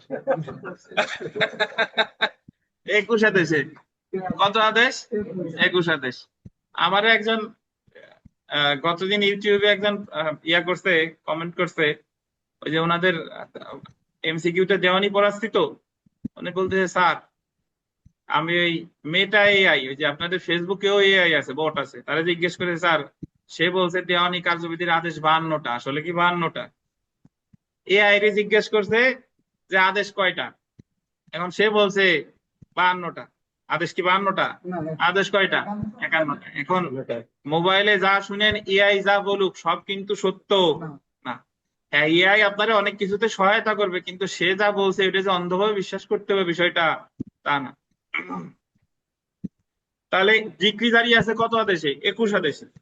দেখেন, শুধুমাত্র ঘোষণামূলক ডিগ্রির ক্ষেত্রে ডিগ্রি জারির জন্য মামলা করার প্রয়োজন নাই। অর্থাৎ যে ক্ষেত্রে শুধুমাত্র ঘোষণামূলক ডিগ্রি যথেষ্ট, সেক্ষেত্রে তার জারির জন্য আলাদা মামলার প্রয়োজন নাই। তবে ঘোষণামূলক মামলার সাথে আন্ডারলাইন করবেন, আনুষঙ্গিক প্রতিকার প্রার্থনা করা হলে এবং আদালত যদি তা মঞ্জুর করে, সেক্ষেত্রে ডিগ্রি জারির জন্য মামলা করতে হবে। বুঝেন কিনা? শুধু ঘোষণা মামলা, জারি মামলা করা লাগবে না। কিন্তু ঘোষণার সাথে আমারে দখলও দিছিল, দলিল বাতিলও দিছিল, তাইলে অবশ্যই আমাকে জারি মামলা করতে হবে। যেমন কোন মামলায় সত্য ঘোষণা সহ খাস দখলের ডিক্রি দেওয়া হলে এরূপ ডিক্রি জারির মাধ্যমে বিবাদীকে দখলচ্যুত করে বাদীকে দখল প্রদান করা। এখানে অনেকগুলা সমস্যামূলক প্রশ্ন আছে, আমরা একটু পড়ি দেখেন, এবং আপনারা এখনই লিখে দেখাবেন যার যার মতো করে ওই উপরের দিয়ে। এই যে দেখেন, আমি 1 নাম্বারটা পড়ি। আহ দেখেন, রহমত আলী 80 বছর বয়সে পুত্র সারাফাত, 2 কন্যা আমেনা, আমেনা ও রহিমা হবে বোধহয়, আমেনা ও রহিমা, এবং সিলেট শহরে একটি মাত্র সম্পত্তি অর্থাৎ একটি বাড়ি রেখে যান। তাহলে ওনার রহমত সাহেব মারা যাওয়ার আগে রেখে গেছে কারে? 2 কন্যা আমেনা আর রহিমা, আর পুত্রকে সারাফাত, আর কি রেখে গেছে? বাড়ি। কোথায় রেখে গেছে? সিলেট। সারাফাত একটি দানপত্র দলিল অনুযায়ী বাড়িটির মালিকানা দাবি করে। এখন পুত্র বলতেছে 2 বোনরে দিবে না, তারা বলতেছে যে আমার বাবা বেঁচে থাকা অবস্থায় এই জমি তোদের 2 বোনরে দেয় নাই, আমারে দান করে দিয়ে গেছে, এটা সে দাবি করতেছে। 2 বোন আপনাকে জানান যে দলিলটি প্রতারণামূলক ভাবে তাদের পিতা যখন অসুস্থ ছিলেন তখন তার আঙ্গুলের ছাপ নেওয়া হয়েছে। 2 বোন জানাইছে যে এটা আসলে সঠিক না, সে ওই ছাপ নিয়ে, আঙ্গুলের ছাপ নিয়ে বাবা যখন অসুস্থ ছিল সেই এই কাজ করছে, এই জালিয়াতি করছে। শরাফতের বোনদ্বয়কে পরামর্শ দিন তাদের আইনগত কি প্রতিকার আছে। একটু শুনেন, কত সালে আসছে? 2011। এখন আপনারা করেন কি শুনেন, এই প্রশ্নটা আসছে কোন অংশে? সুনির্দিষ্ট প্রতিকার আইনের অংশে। এই জায়গা যদি আপনি বলেন যে জালিয়াতির মামলা করতে হবে, সলিউশন দিলে হবে না। জালিয়াতির মামলার কথা আপনি বলতে পারেন, কিন্তু আগে আমার বলতে হবে কি আসল, আমি যা দেওয়ানির অংশ, দেওয়ানি রিলেটেড আলোচনা করতে হবে। এখন অনেকে আপনারা করেন কি, দেওয়ানি ফৌজদারি তা আমার দেখার দরকার নাই, প্রশ্ন আইছে আমি আমার মতো করে লিখে দিয়ে আসি। না, এই প্রশ্ন তো দেওয়ানি প্রতিকার আমার জানতে চাইছে। তাহলে এখানে অবৈধ জাল দলিল তৈরি করতে, এখন আমি কি 39-এ যাব নাকি 42-এ যাব? দেখেন, আমরা জানি কি, যদি অবৈধ জাল দলিলের একটা পক্ষ হয় তাহলে করতে হবে দলিল বাতিল। এই জায়গা কি তারা পক্ষ? 2 বোন কি পক্ষ? এই জায়গায় এক পক্ষ হলো তার পিতা, আর এক পক্ষ হচ্ছে সারাফত। 2 বোন কিন্তু পক্ষ না। তাহলে ওনাদের এখন দেখবো কি এই দলিলটা কি রেজিস্টার্ড? প্রশ্নে কিন্তু রেজিস্টার বলে নাই। যদি এখন আপনি এভাবে বলে দিবেন তাহলে এই জায়গায় আপনার দলিল বাতিল লাগতেছে না, কারণ এখানে দুই বোন পক্ষ না, আর দলিলটা কি রেজিস্টার্ডও না। তাহলে শুধু 42 ধারায় ঘোষণামূলক মামলা করলেই হচ্ছে। এখন আপনি উত্তরে লিখতে পারেন যে যদি ধরে নেই যে তাদের জাল দলিলটি নিবন্ধিত, তাহলে করতে হবে 42 এর সাথে 39, আর যদি নিবন্ধিত না হয় শুধু 42 করলেই হচ্ছে। বুঝছেন? তাহলে এখানে ঘটনার বর্ণনা কোন পর্যন্ত হবে বলেন, শিল্পী বলেন।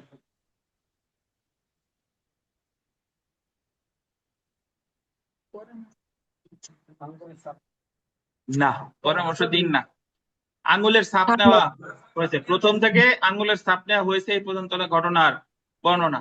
আর বিচার্য বিষয় লিখবেন তাদের দুই বোনকে পরামর্শ দিতে হবে এবং তাদের কি আইনগত পরিচয় আছে তা আলোচনা করতে হবে। এটা হলো কি বিচার্য বিষয়। তারপরে আইনগত পর্যালোচনায় আপনি ওই 42 আনেন, 39 আনেন, কুমিরের লেজ খাস কাটা আর কি কি আনেন আপনার ব্যাপার। এমনও হয় যে 4 ঘন্টা এই প্রশ্ন লিখে কাটায় দেওয়া যায়, 14 গোষ্ঠী টেনে আনা যায়। আচ্ছা দেখেন, তারপরটা দেখি, বলেন।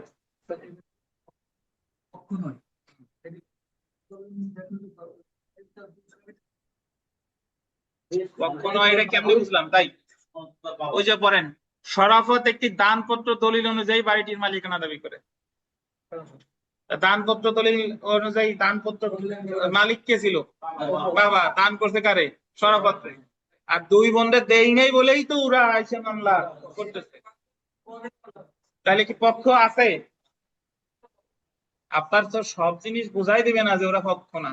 আইন মানেই হচ্ছে আপনার প্রশ্নের মধ্যে পার্থক্য করেছে। জি, অবশ্যই আছে, আছে। দেখেন, রেজিস্ট্রেশন এখন দানপত্র রেজিস্টার্ড বানাইছে। এখন আমার তো সুনির্দিষ্ট প্রতিকার আইনের উত্তর, এটা রেজিস্ট্রেশন আইনের না। সুনির্দিষ্ট প্রতিকার আইনে তো আমার রেজিস্ট্রেশনের কথা বলা নাই। সুনির্দিষ্ট প্রতিকার আইনে শুধু রেজিস্টার্ড হইতে হবে কি বলেন তো, স্থাবর সম্পত্তির বিক্রয় চুক্তি। আর এই যে দানপত্র যে রেজিস্ট্রেশন হইতে হবে, এইটা রেজিস্ট্রেশন আইন সংশোধন করে 2004 সালে করছে। 4 এর আগ পর্যন্ত তো এটাও সংশোধনের দরকার নাই। বুঝেছেন? আচ্ছা দেখেন, আর রেজিস্ট্রেশন আমার নাই হলো সমস্যা নাই। রেজিস্ট্রেশন না হইলে আমি ওই দলিল বলবৎ বা ইসেই করতে পারলাম না, কিন্তু ক্ষতিপূরণের মামলা করতে তো কোনো সমস্যা নাই। আমার তো প্রতিকার একটা না, বহু প্রতিকার আছে। একেবারে কিছুই যদি না হয় ওর বিরুদ্ধে জালিয়াতির মামলাও করা যাবে। কিন্তু এখানে আমার জানতে চাইছে তো দেওয়ানি প্রতিকার, যে সুনির্দিষ্ট প্রতিকার আইন অনুসারে।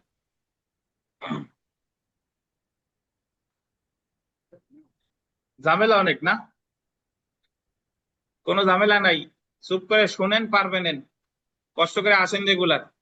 এখন আমার কাছে অনেকে যা চাই আমার তো তা দেওয়ার সামর্থ্য নাই।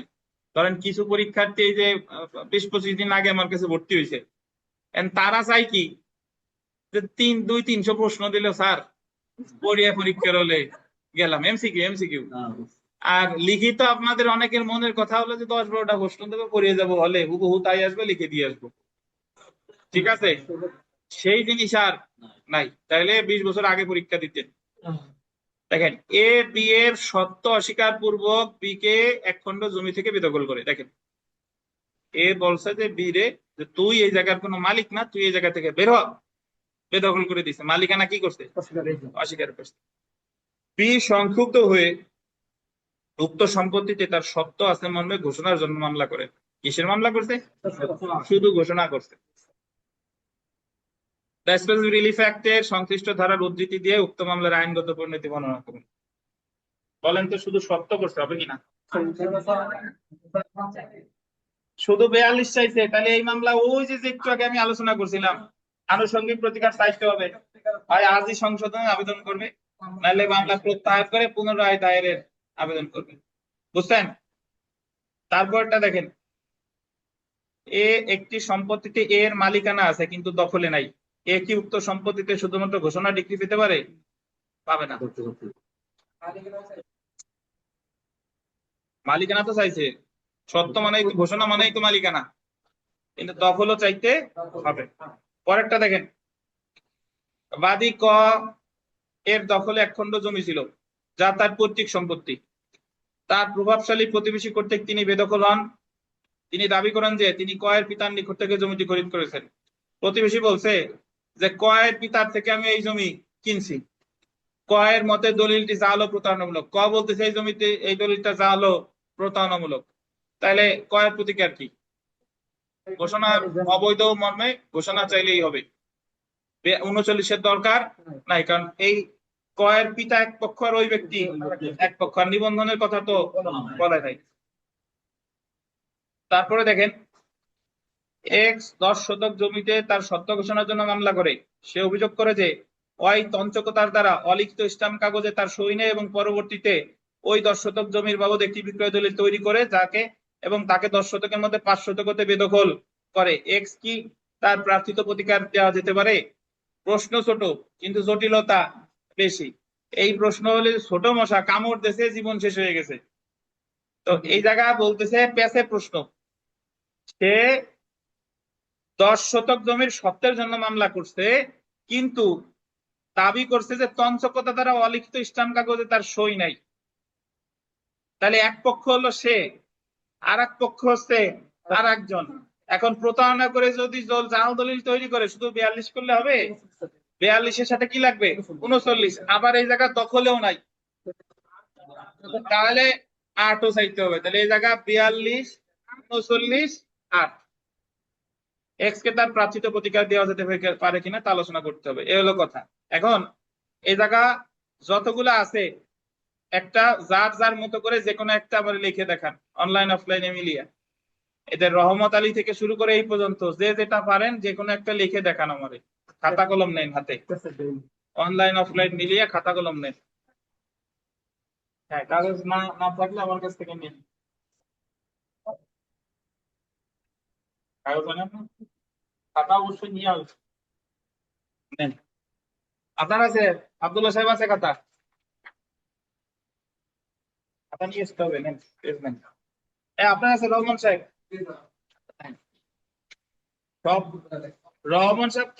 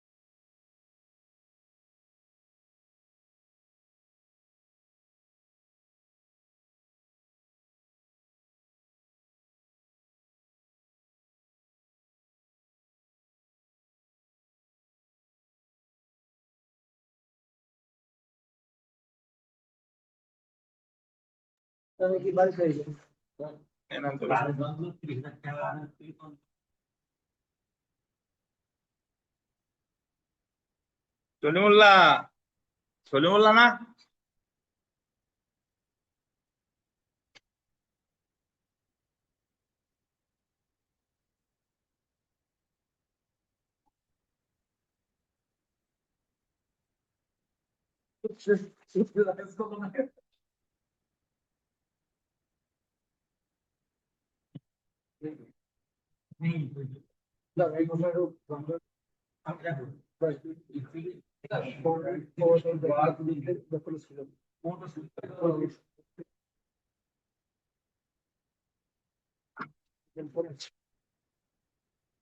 সলিমুল্লাহ, এই ব্যাখ্যা আরো বিস্তারিত দিতে হবে।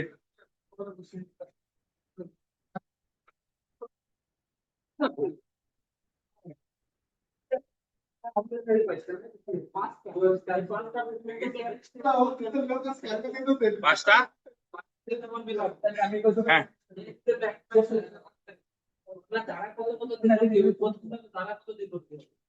সবই 42। প্রথমটা এই যে, হ্যাঁ শুধু 42। এক খণ্ড জমি থেকে বেদখল করেন, তার সত্য মর্মে আছে ঘোষণা পাওয়ার জন্য মামলা করেন। তাহলে এই জায়গা দ্বিতীয়টায় 8-এর সাথে মানে 42-এর সাথে 8ও যুক্ত করতে হবে। আরজি সংশোধনের কথা লিখবেন, প্লাস প্রত্যাহারের কথা লিখতে হবে। তারপরটা মালিকানা আছে কিন্তু দখল নাই, এ জায়গায় 8-42 শুধু ঘোষণা করলে হবে না, 8-42 বুঝেছেন? তারপরটা কয়ের দখল এক খণ্ড জমি ছিল পৈতৃক সম্পত্তি, প্রভাবশালী ব্যক্তি কর্তৃক তিনি বেদখল করে তিনি দাবি করেন যে কয়ের পিতার নিকট থেকে, এটা শুধু 42 করলেই হচ্ছে। হ্যাঁ, বাদী ক দখলে এক খণ্ড জমি ছিল আর এক্স 10 শতক জমিতে সত্য ঘোষণার জন্য মামলা করে, এটা 8-42 আনবেন, ইচ্ছা করলে 39 আনলে আনবেন, কিন্তু 8-42 আনতেই হবে।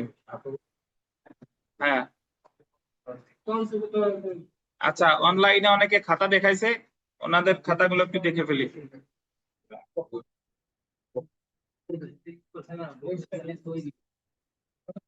চলে যাবেন কি, আর পড়বেন না? আগে খাতা দেখে নেই, আপনাদের খাতা যেরকম দেখছি ওনারাও খাতা দিচ্ছে।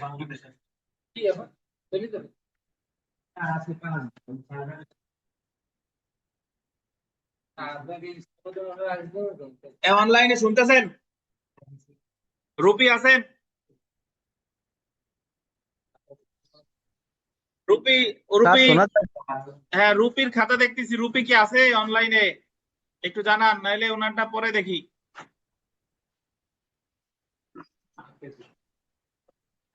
উনি বোধহয় নাই, তাহলে ওনারটা পরে দেখি, দাঁড়ান। ভালো হয় হলো আপনারা পিডিএফ দিলে, পিডিএফ দিলে এগুলো ওপেন করতে আমার জন্য ভালো হয়।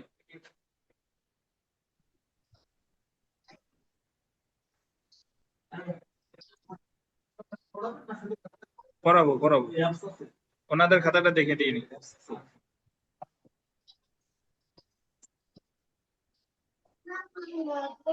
আচ্ছা দেখেন, তপন বিশ্বাস আপনি লিখছেন একটি সম্পত্তিতে এর মালিকানা আছে, কথা বলেন না, আপনাদের কথা বলেন না, দেখতে দেন। তপন, দেখতে পাচ্ছেন? জি স্যার। জি স্যার। এই বিচার্য বিষয় বানানে জ্বর পরে রেপ দিলে আর জ ফলা দেওয়া লাগে না। আপনি রেপ জ্বর উপরে রেপ দিছেন, আবার জ ফলা দিছেন, তাহলে জ ফলাটা হবে না। জি স্যার।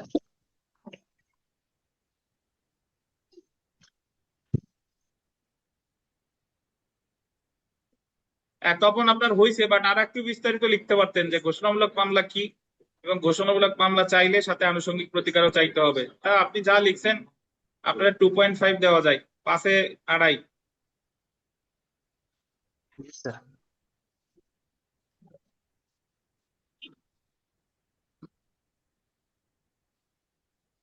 স্যার আমিও দিছি স্যার, আমারটাও একটু দেখেন। হ্যাঁ সবারটা দেখবো। অদিতি খাতা দিছে, অদিতির খাতায় যে আসছে বিচার্য বিষয়,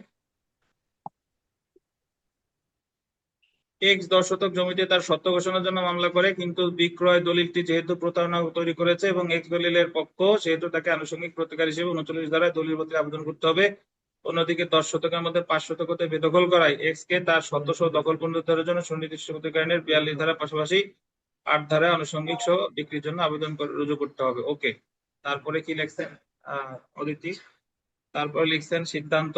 হ্যাঁ হ্যাঁ, ভালোই হয়েছে অদিতি, আপনি 5-এ 3।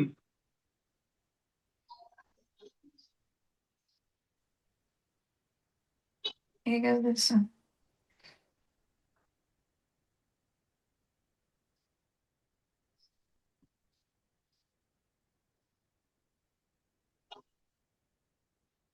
আচ্ছা, নাজনীনের খাতা দেখা যাচ্ছে? নাজনীন, জি স্যার, আসসালামু আলাইকুম। কেমন আছেন আপনি?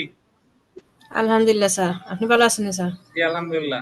তাদের আইনগত প্রতিকার হিসেবে সংশ্লিষ্ট আইন উল্লেখ আলোচনা করলো। 2 গুণ আদালতে 42 এবং 39 আদালতের কাছে প্রতিকার চাইতে পারে। প্রথমত দলিলটি বাতিল চাইতে পারে কারণ তাদের পিতা অসুস্থ থাকা অবস্থায় চাপ নেওয়া হয়েছে দলিলটি অবৈধ, জালমূল্য ঘোষণা মনে করতে। আচ্ছা, আপনি এই জায়গা 39 আনলেন, 42 আনলেন কেন?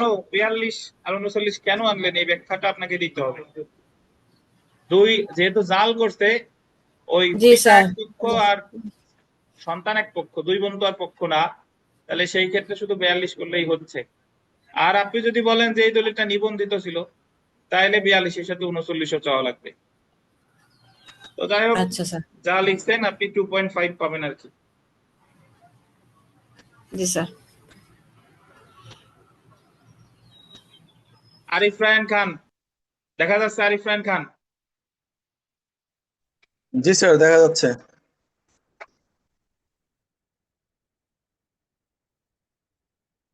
সুনির্দিষ্ট প্রতিকার আইনের 8 ধারা অনুযায়ী সুনির্দিষ্ট সমাজের মামলা দায়ের করতে পারেন, কারণ এখানে গ্রন্থকতার মাধ্যমে নিকট থেকে অলিখিত স্টাম্প ন্যায় ক্ষতি সুনির্দিষ্ট প্রতিকার আইনের 39 ধারা অনুযায়ী দলিল বাতিলের মামলা দায়ের করতে পারে এবং সাথে সাথে 42 ধারা অনুযায়ী ঘোষণার জন্য মামলা করতে পারে। আচ্ছা আরিফ রায়হান খান ভাই, আপনি একটু লেখায় মাত্রা দিবেন। এর সুতরাং সুনির্দিষ্ট প্রতিকার আইন কোনোটা কিন্তু মাত্রা নাই। লেখায় মাত্রা দিলেই লেখার চেহারা চেঞ্জ হয়ে যাবে। আপনি পাবেন 2.5।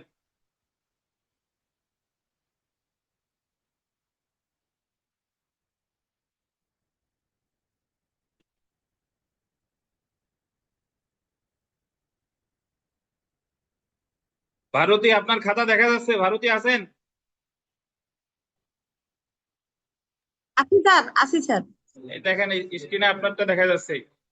একটি প্রতারণামূলক দলিল তৈরির মাধ্যমে মালিকানা দাবি করে এবং উক্ত দলিল নিমিত্তে এক্স কে বেদখল করে জমি থেকে এক শুধু 42 ধারা অনুসারে ঘোষণামূলক মকদ্দমা দায়ের করে, যাহা আদালতের নিকট রক্ষণীয় হবে না। মামলাতে তার আনুষঙ্গিক প্রতিকার হিসেবে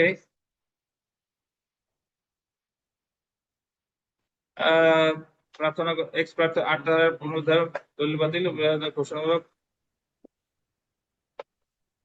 ঠিক আছে, ভারতী ভালোই লিখছেন, 2.5।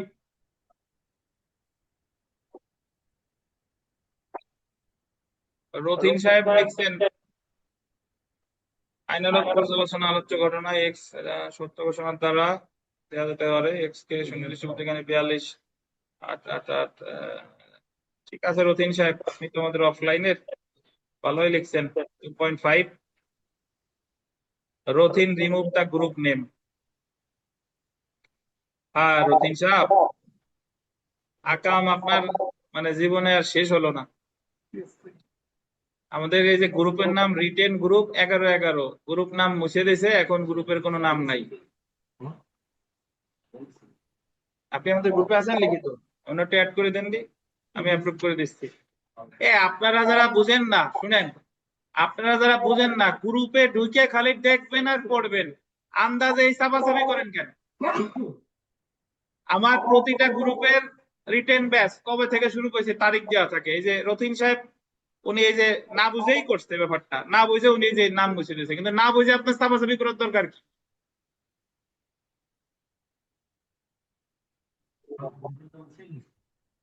গ্রুপের নাম মুছে ফেলছে।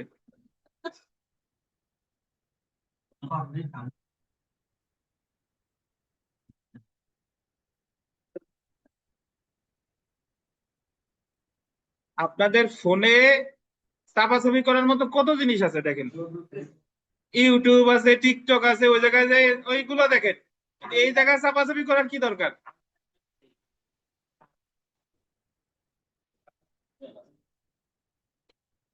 যাক, এগুলো আসেন আমরা পড়াই ফিরি। মেজাজ খারাপ করলে আর লাভ নাই, লিখতে হবে আবার। এরপরে যে গ্রুপের থিম চেঞ্জ করবেন, গ্রুপের লেখা চেঞ্জ করবেন, তার সরাসরি গ্রুপেরটা রিমুভ করে দিব।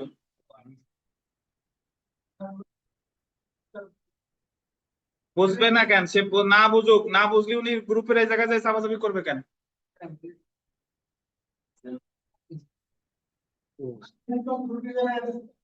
আচ্ছা দেখেন, আমরা পড়াই ফ্রি ঘোষণামূলক মামলার মুসাবিদা দেখবো। অ্যাড করছেন নাকি? আব্দুল্লাহ সাহেবের আইডি কি? এ?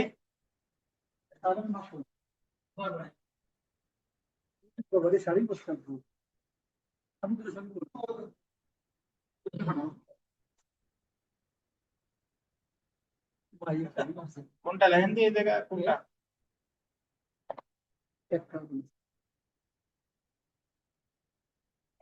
ভাই দেখি আপনার নাম কি? কি আব্দুল্লাহ?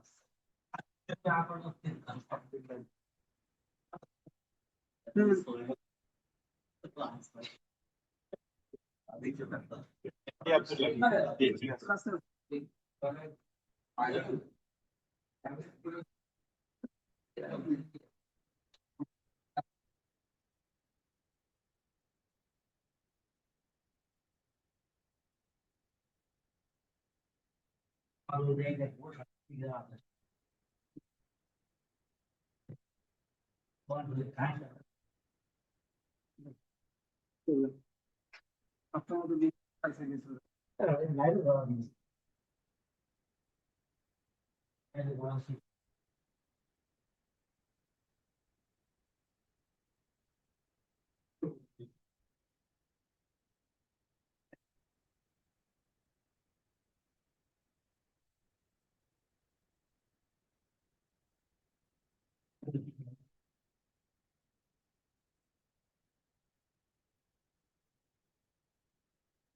দেখেন আমরা বাকিটা পড়ি।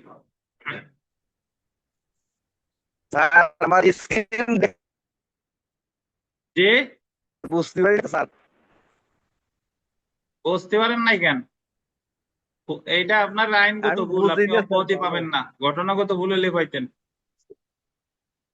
জি আইনগত স্যার। ভুলের ক্ষেত্রে অব্যাহতি পাওয়া যায় না, জেনারেল এক্সেপশনের সুবিধা পাবেন না।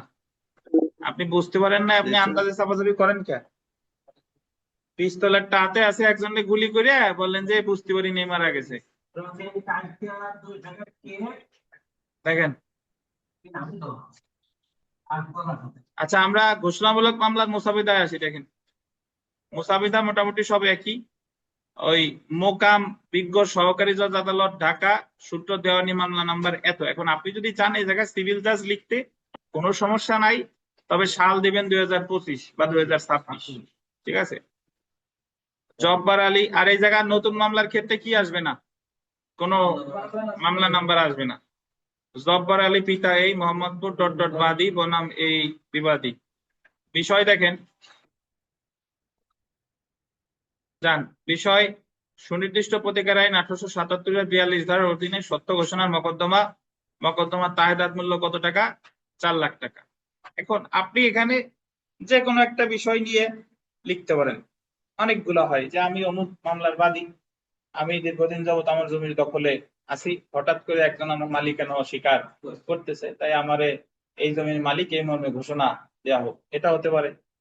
বা অমুক হচ্ছে অমুক আমার দত্তক পিতা, সে যতদিন বেঁচে ছিল আমার দত্তক পুত্র হিসেবেই জানছে। সে মারা যাওয়ার পরে যখন আমি তার দত্তক পুত্র মর্মে দাবি করি, তখন তার যে উত্তরাধিকাররা আছে সেটা তারা কি করছে? অস্বীকার করছে। তাই আমার দত্তক পুত্র হিসেবে কি দেওয়া হোক, ঘোষণা দেওয়া হোক। আপনার স্থানত যে কোনো খুশি একটা কি লিখতে পারেন।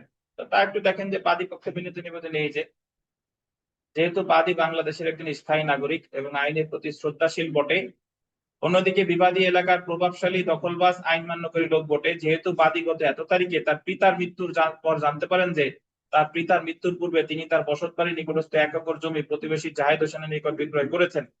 পরবর্তী তিনি রেকর্ড পরিদর্শন করার পর জানতে পারেন দলিলটি কি ভুয়া।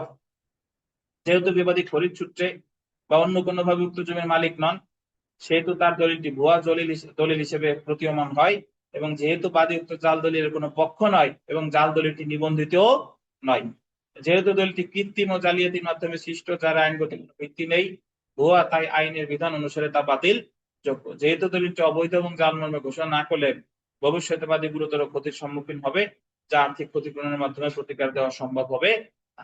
বিবাদী কর্তৃক জালিয়াতির মাধ্যমে সৃষ্ট কথিত দলিলের একটি সমীকৃত অনুলিপি মানে অনুলিপি দেখেন তফসিল আর্জির সাথে যুক্ত করা হলো, দায়েরকৃত মোকদ্দমায় মূল্যমানের প্রয়োজনীয় কোর্ট ফি আর্জির সাথে দেওয়া হলো, তামাদি বা আইনগতভাবে বাড়িত নয় এবং মামলাটি এখতিয়ার সম্পন্ন। এখানে তফসিল দিতে হবে দুইটা। যদি বলেন কেন স্যার, আমি যে জমিতে আছি এটা হলো তফসিল কম, আর ওই যে তার ভুয়া যে জাল দলিল আমি এটার সাথে যে অ্যাটাচ করে দিছি এটা হলো তফসিল কি খ।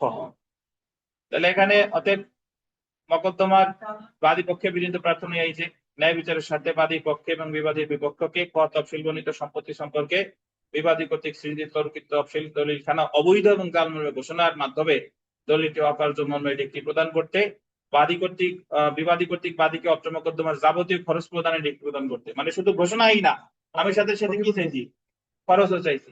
আদালতের বিবেচনা মতো অন্যান্য প্রতিকার যা বাদী আইনগত বা ন্যায় বিচার বা হকদার তা বাদীকে প্রদানের আদেশ দিতে কি হয়, মর্জি হয়, এবং আদালতের এমন আদেশে বাদী পক্ষ চিরকৃতজ্ঞ থাকবে। তারপরে আপনি যদি বলেন স্যার তফসিল না দিলে সমস্যা আছে, সমস্যা নাই, বাট আপনি তো এই জায়গায় জমি নিয়ে মামলা করছেন, স্থাবর সম্পত্তি, তফসিল দিতে হবে। আর জাল দলিলের কপি যে যুক্ত করছেন এটা হলো তফসিল খ।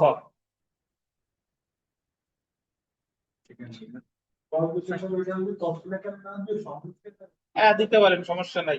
বা তফসিল ওই জায়গায় না লিখে যে জাল দলিলের কপি আর্জির সাথে সংযুক্ত করা হলো, বলেন। হ্যাঁ হ্যাঁ হ্যাঁ জি। এই শুনেন, এই কথা বলেন না। উনি বলছে যে একটা জমির মূল্য 1 কোটি টাকা, কিন্তু উনি তায়েদাদ মূল্য লাগছে 4 লাখ টাকা, 5 লাখ টাকা। এই জিনিস বোঝেন কিন্তু আপনি জানেন না, মানে বুঝতে পারতেছেন না, আপনি উত্তর জানেন। মামলায় যদি আমি মকদ্দমার মূল্যমান কম দেখাই, বিবাদী এসে বলবে কি ওনার ওই জমির মূল্য 1 কোটি টাকা, আর সেই মামলা কোর্ট ফি দিছে মাত্র 5 লাখ টাকা মূল্যমান দেখায়, কোর্ট ফি কম দিয়েছে, ওর মামলা আর্জি কি করা হোক, খারিজ করা হোক। 7-11 সে দরখাস্ত দিবে, তখন আপনারে আর্জি আদালত সময় দিবে যে 21 দিনের মধ্যে এটা ঠিকঠাক করো। বুঝেছেন?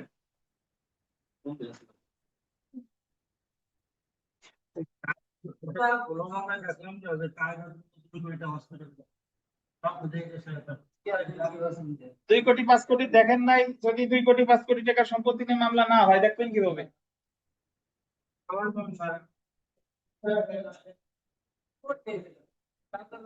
কি মামলা?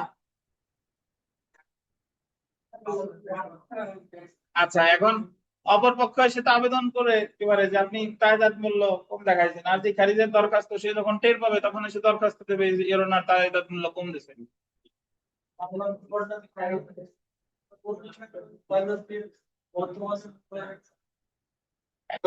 এটাই তো হওয়া উচিত। জি।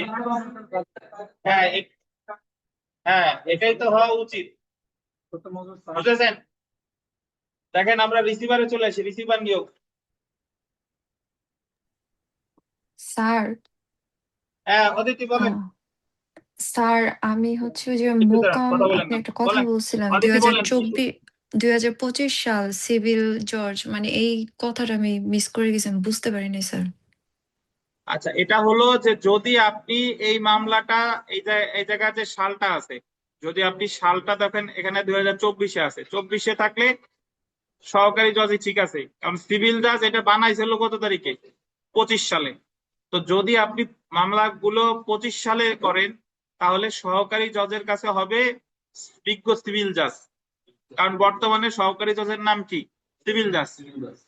বুঝেছেন? কিন্তু মামলা যদি 25-এর আগে, ধরেন বার কাউন্সিল পরীক্ষায় প্রশ্ন দিতে যে মামলা 25-এর আগে, 25-এর আগে হইলে সহকারী জজ বা সিনিয়র সহকারী জজ। আর কোনো ডেট দেয় না, আপনি নিজ থেকে লিখছেন বা 25-এর, তাহলে লিখতে হবে সিভিল জাজ বা সিনিয়র সিভিল জাজ। বুঝেছেন? জি স্যার বুঝছি। আচ্ছা, আমরা রিসিভারে আসি। দেখেন, রিসিভার হলো 8 নম্বর প্রশ্ন। রিসিভার কে, কখন রিসিভার নিয়োগ করা হয়, রিসিভারের দায়িত্ব কর্তব্য আলোচনা করুন। দেখেন, আহ, গতকাল কিন্তু নীলফামারীতে আম বাগানে বোধহয় একসাথে 4 জন মারা গেছে, পেপারে দেখলাম। না, চাঁপাইনবাবগঞ্জ যেন, আমের ইসে, এই বজ্রপাতে। আমাদের তো যে মাত্র ঝড় বৃষ্টি শুরু হচ্ছে। দেখেন, রিসিভার কে, রিসিভার হলো আদালতের কর্তৃক নিয়োগকৃত এমন কোন ব্যক্তি যে বিবাদমান সম্পত্তি দেখাশোনা করে। ধরেন একটা সম্পত্তি নিয়ে মামলা হয়েছে, এখন আদালত ওই সম্পত্তি ক্রোক করছে। এখন ক্রোক করলে জজ সাহেব তো আর ওই সম্পত্তি পাহারা দিবে না, আর ক্রোক করা মানে হলো সরকারের হেফাজতে চলে আসা। এখন তাহলে ওই সম্পত্তি দেখাশোনার জন্য আদালত যারা দায়িত্ব দেয় তারাই বলে রিসিভার। সাধারণত রাজস্ব প্রদানকারী ভূমি যদি হয়, ওই সম্পত্তি দেখাশোনার দায়িত্ব দেয় কালেক্টরকে। কারে? কালেক্টরকে। কালেক্টরকে ডিসি সাহেব, district collector, deputy commissioner, district magistrate, 3 জন একই ব্যক্তি। 3 জন একই ব্যক্তি, কিন্তু ওনাদের যখন তিনি ফৌজদারি কার্যবিধি অনুসারে ডিস্ট্রিক্ট ম্যাজিস্ট্রেট, দেওয়ানি কার্যবিধি বা রাজস্ব ক্ষেত্রে তিনি হলো ডেপুটি ডিস্ট্রিক্ট কালেক্টর। আর যখন তিনি জেলা প্রশাসনের দায়িত্ব পালন করেন তখন তাকে বলে ডেপুটি কমিশনার।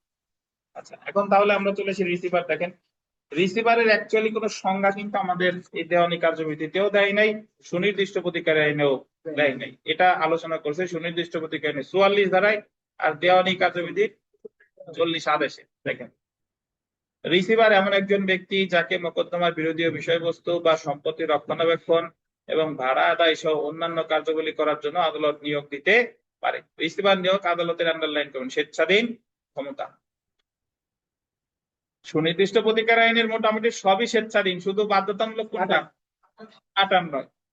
রিসিভার সম্পর্কে সুনির্দিষ্ট প্রতিকার আইনের 44 ধারায় এবং রিসিভারের নিয়োগ দায়িত্ব কর্তব্য সম্পর্কে দেওয়ানি কার্যবিধি 1948 আদেশে এবং 94 ঘ ধারায় আলোচনা করা হয়েছে। প্রথমে আমরা চলে আসি রিসিভার নিয়োগ। দেওয়ানি কার্যবিধি 40-এর 1 বিধি অনুযায়ী আদালত ন্যায়সঙ্গত মনে করলে ডিক্রির আগে বা পরে, বলতেন ডিক্রির আগে বা পরে রিসিভার নিয়োগ করতে পারে। একটু মজার বিষয় হলো যে দেওয়ানি কার্যবিধি অনুসারে ডিক্রির আগেও পারে পরেও পারে, কিন্তু সুনির্দিষ্ট প্রতিকার আইনের 44 ধারায় পারে মামলা চলাকালীন সময়। মামলা চলাকালীন সময় আবেদনকারী স্বচ্ছ মনোভাব নিয়ে আবেদন করলে আদালত ন্যায় বিচারের স্বার্থে রিসিভার নিয়োগ করতে পারে। অপরপক্ষকে দখল বঞ্চিত করার লক্ষ্যে আদালত রিসিভার নিয়োগ করবে, অপরপক্ষের দখল বঞ্চিত করার জন্য কখনোই রিসিভার নিয়োগ করবে না। তাহলে রিসিভার নিয়োগ আছে 44 ধারায় আর দেওয়ানি কার্যবিধি 40 আদেশে। তার ভিতরে 1 নং বিধিতে বলছে রিসিভার নিয়োগ, 2 বিধিতে দেখেন রিসিভারের পারিশ্রমিক। দেওয়ানি কার্যবিধির 40 আদেশের 2 বিধি অনুসারে আদালত রিসিভারের পারিশ্রমিক নির্দিষ্ট করে দিতে পারে। তাহলে রিসিভার নিয়োগ হলো 1 বিধি, পারিশ্রমিক হলো কি 2 বিধি। চলে আসি দায়িত্ব কর্তব্য। দেওয়ানি কার্যবিধির 40 আদেশের 3 বিধির অধীন রিসিভারের দায়িত্ব কর্তব্য হলো দায়িত্বপ্রাপ্ত সম্পত্তির রক্ষণাবেক্ষণ করা। কি করা? মানে ওই সম্পত্তি রক্ষা। আচ্ছা, তার আগে সহজ কথা হলো ওই সম্পত্তির মালিক যা যা পারত রিসিভারও কি তাই তাই করে। তাহলে দায়িত্বপ্রাপ্ত সম্পত্তির রক্ষণাবেক্ষণ করা, দায়িত্বপ্রাপ্ত সম্পত্তির পক্ষে মামলা কি করা? পরিচালনা করা, দায়িত্বপ্রাপ্ত সম্পত্তির সকল হিসাব নিকাশ যথাযথভাবে আদালতের নিকট দাখিল করা, দায়িত্বপ্রাপ্ত সম্পত্তির মঙ্গলার্থে আদালতের নির্দেশ মোতাবেক পদক্ষেপ গ্রহণ করা, অবহেলার দরুন সম্পত্তির যেন কোনো ক্ষতি না হয় সেদিকে রিসিভারকে কি রাখতে হবে? খেয়াল রাখতে হবে। তাহলে রিসিভার নিয়োগ 1 বিধি, পারিশ্রমিক 2 বিধি, দায়িত্ব কর্তব্য 3 বিধি। রিসিভার অপসারণ আসে।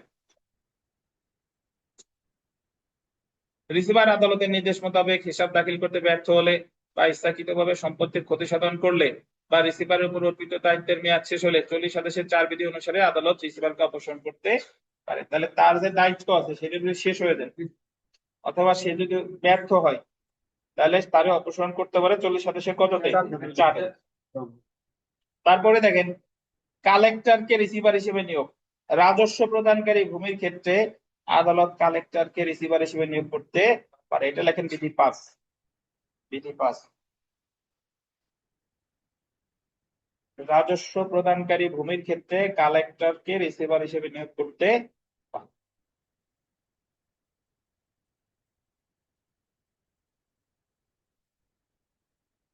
থার্ড ব্র্যাকেটের মধ্যে একটা গুরুত্বপূর্ণ কথা আছে, দেখেন 40 আদেশের 1 ও 4 বিধির অধীন কোন দরখাস্ত মঞ্জুর বা না মঞ্জুর যাই হোক না কেন, উক্ত আদেশের বিরুদ্ধে সংক্ষুব্ধ পক্ষ উচ্চ আদালতে বিবিধ আপিল করতে পারে। 1 আর 4 বিধিতে কি আছে?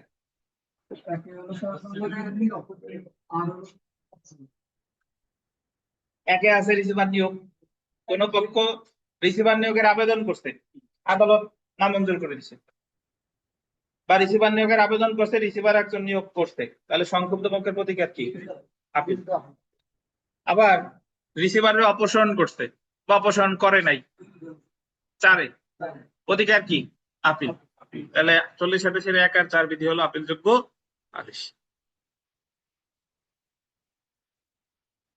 রিসিভার নিয়োগের মুসাবিদায় আসেন। সুনির্দিষ্ট প্রতিকার আইনে মোট প্রতিকার কয়টা আছে বলেন?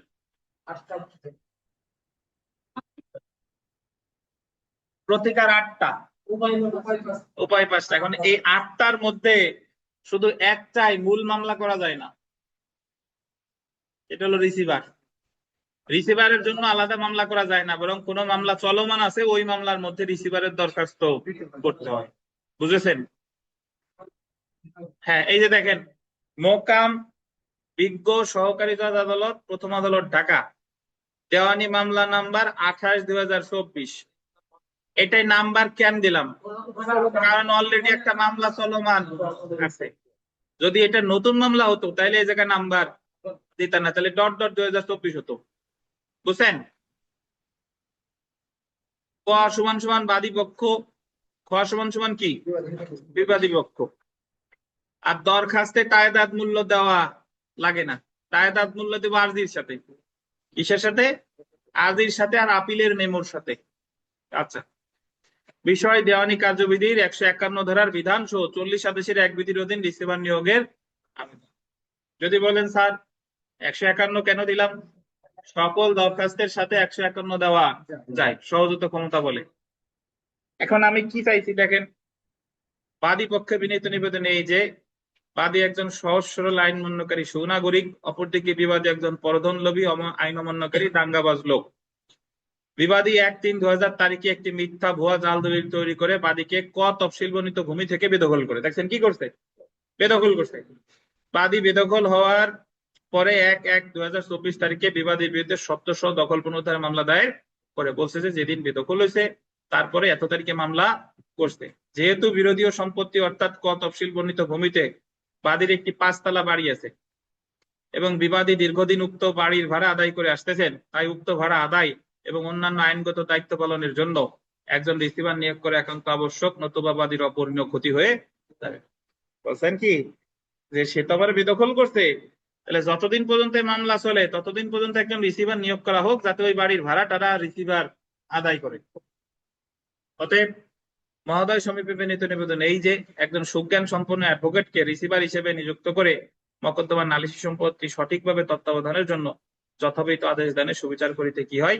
আজ্ঞা হয়। এবং আদালতের সদয় আদেশের জন্য বাদীপক্ষ চিরকৃতজ্ঞ থাকিবে। এই যে আদালতের সদয়, এটা এই জায়গা দিলেও হয়, আবার এবং এর সাথে সাথে এই সোজা দিলেও হয়। তাহলে তফসিল দিছেন, আর দিব কি? হলফনামা। এখন যদি বলেন স্যার এই জায়গায় সত্যপাঠ কেন দিলাম না? প্লিডিংস এর সাথে দিতে হয় সত্যপাঠ, মানে আরজি অথবা জবাবের সাথে দিতে হয় সত্যপাঠ, আর যে কোনো দরখাস্তের সাথে দিতে হবে কি? হলফনামা। বুঝছেন? হলফনামা আমরা দেওয়ানিতে যত হলফনামা পড়ছি এই হলফনামা হুবহু এক। এই হলো আমার রিসিভার। তাহলে আমি মনে করি আপনাদের মুসাবিদার কিন্তু একটা ধারণা চলে আসছে। মুসাবিদা লেখা কিন্তু খুব বেশি কঠিন না, খালি ওই সাজানোটা কঠিন, যে আদালতের নাম, মামলার নাম্বার, বাদী বিবাদ এবং বিষয়ে বাদী পক্ষে বিনীত নিবেদন, কোন জায়গা সত্যপাঠ, কোন জায়গা হলফনামা, কোন জায়গা তফসিল, এই জিনিসগুলো আমার একটু মনে রাখতে হবে।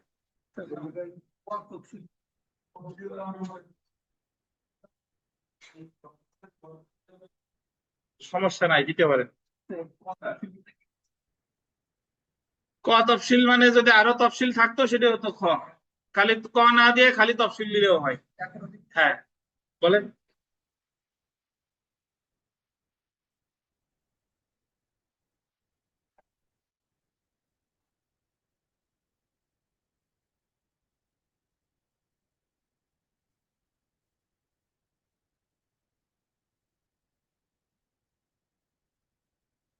সুনির্দিষ্ট প্রতিকারণে 44 ধারায় শুধু আছে মামলা চলমান থাকা অবস্থায় রিসিভার নিয়োগ করতে পারে। এখন বলেন যে তা যদি বলেন যে স্যার তাহলে আমরা এত আলোচনা করবো কেন, দেওয়ানিরে আনবো কেন? ধন্যবাদ। দেওয়ানিরে আনবো কেন? কারণ আপনার রিসিভার বলছে যে কে দায়িত্ব কর্তব্য আলাদা চলে আসছে, আর এটা তো দেওয়ানি থেকেও আসে, এই প্রশ্ন কিন্তু দেওয়ানিতেও আছে, তবে তো শিখতে হবে। আপনি এর চেয়ে বড় কথা হলো যে সুনির্দিষ্ট প্রতিকারণের 8 ও 9 ধারা, 8 ও 9 ধারার 8 ধারা আছে 3-4 লাইন, 9 ধারা আর 5-6 লাইন, এতে শেষ। কিন্তু 8-9 ধারা থেকে তো বই একখান খুললে কয়েকশো পেজ আছে, 8 আর 9 ধারা দিয়ে প্রশ্ন আসে। এখন আমার তো ওই জায়গায় 2-1 লাইনই থাকবে, কিন্তু প্রশ্নে তো অনেক কিছু চাইবে, সেগুলো তো আমাদের বিস্তারিত ব্যাখ্যা করতে হবে। তো আজকে আপনাদের এতটুকুই, আগামীকাল আসেন, আগামীকাল আমাদের এসআরএক্স শেষ হয়ে যাবে ইনশাল্লাহ। আগামীকাল আমরা এই যে নিরোধক প্রতিকার বা অন্যান্য যা আছে, যারা যারা মানে অপেক্ষা করতে পারেন সমস্যা নাই, পরেও যেতে পারেন। আজকে এই পর্যন্তই, ভালো থাকেন, আল্লাহ হাফেজ। আল্লাহ হাফেজ। আগামীকাল সকাল 8টায় পড়া আছে।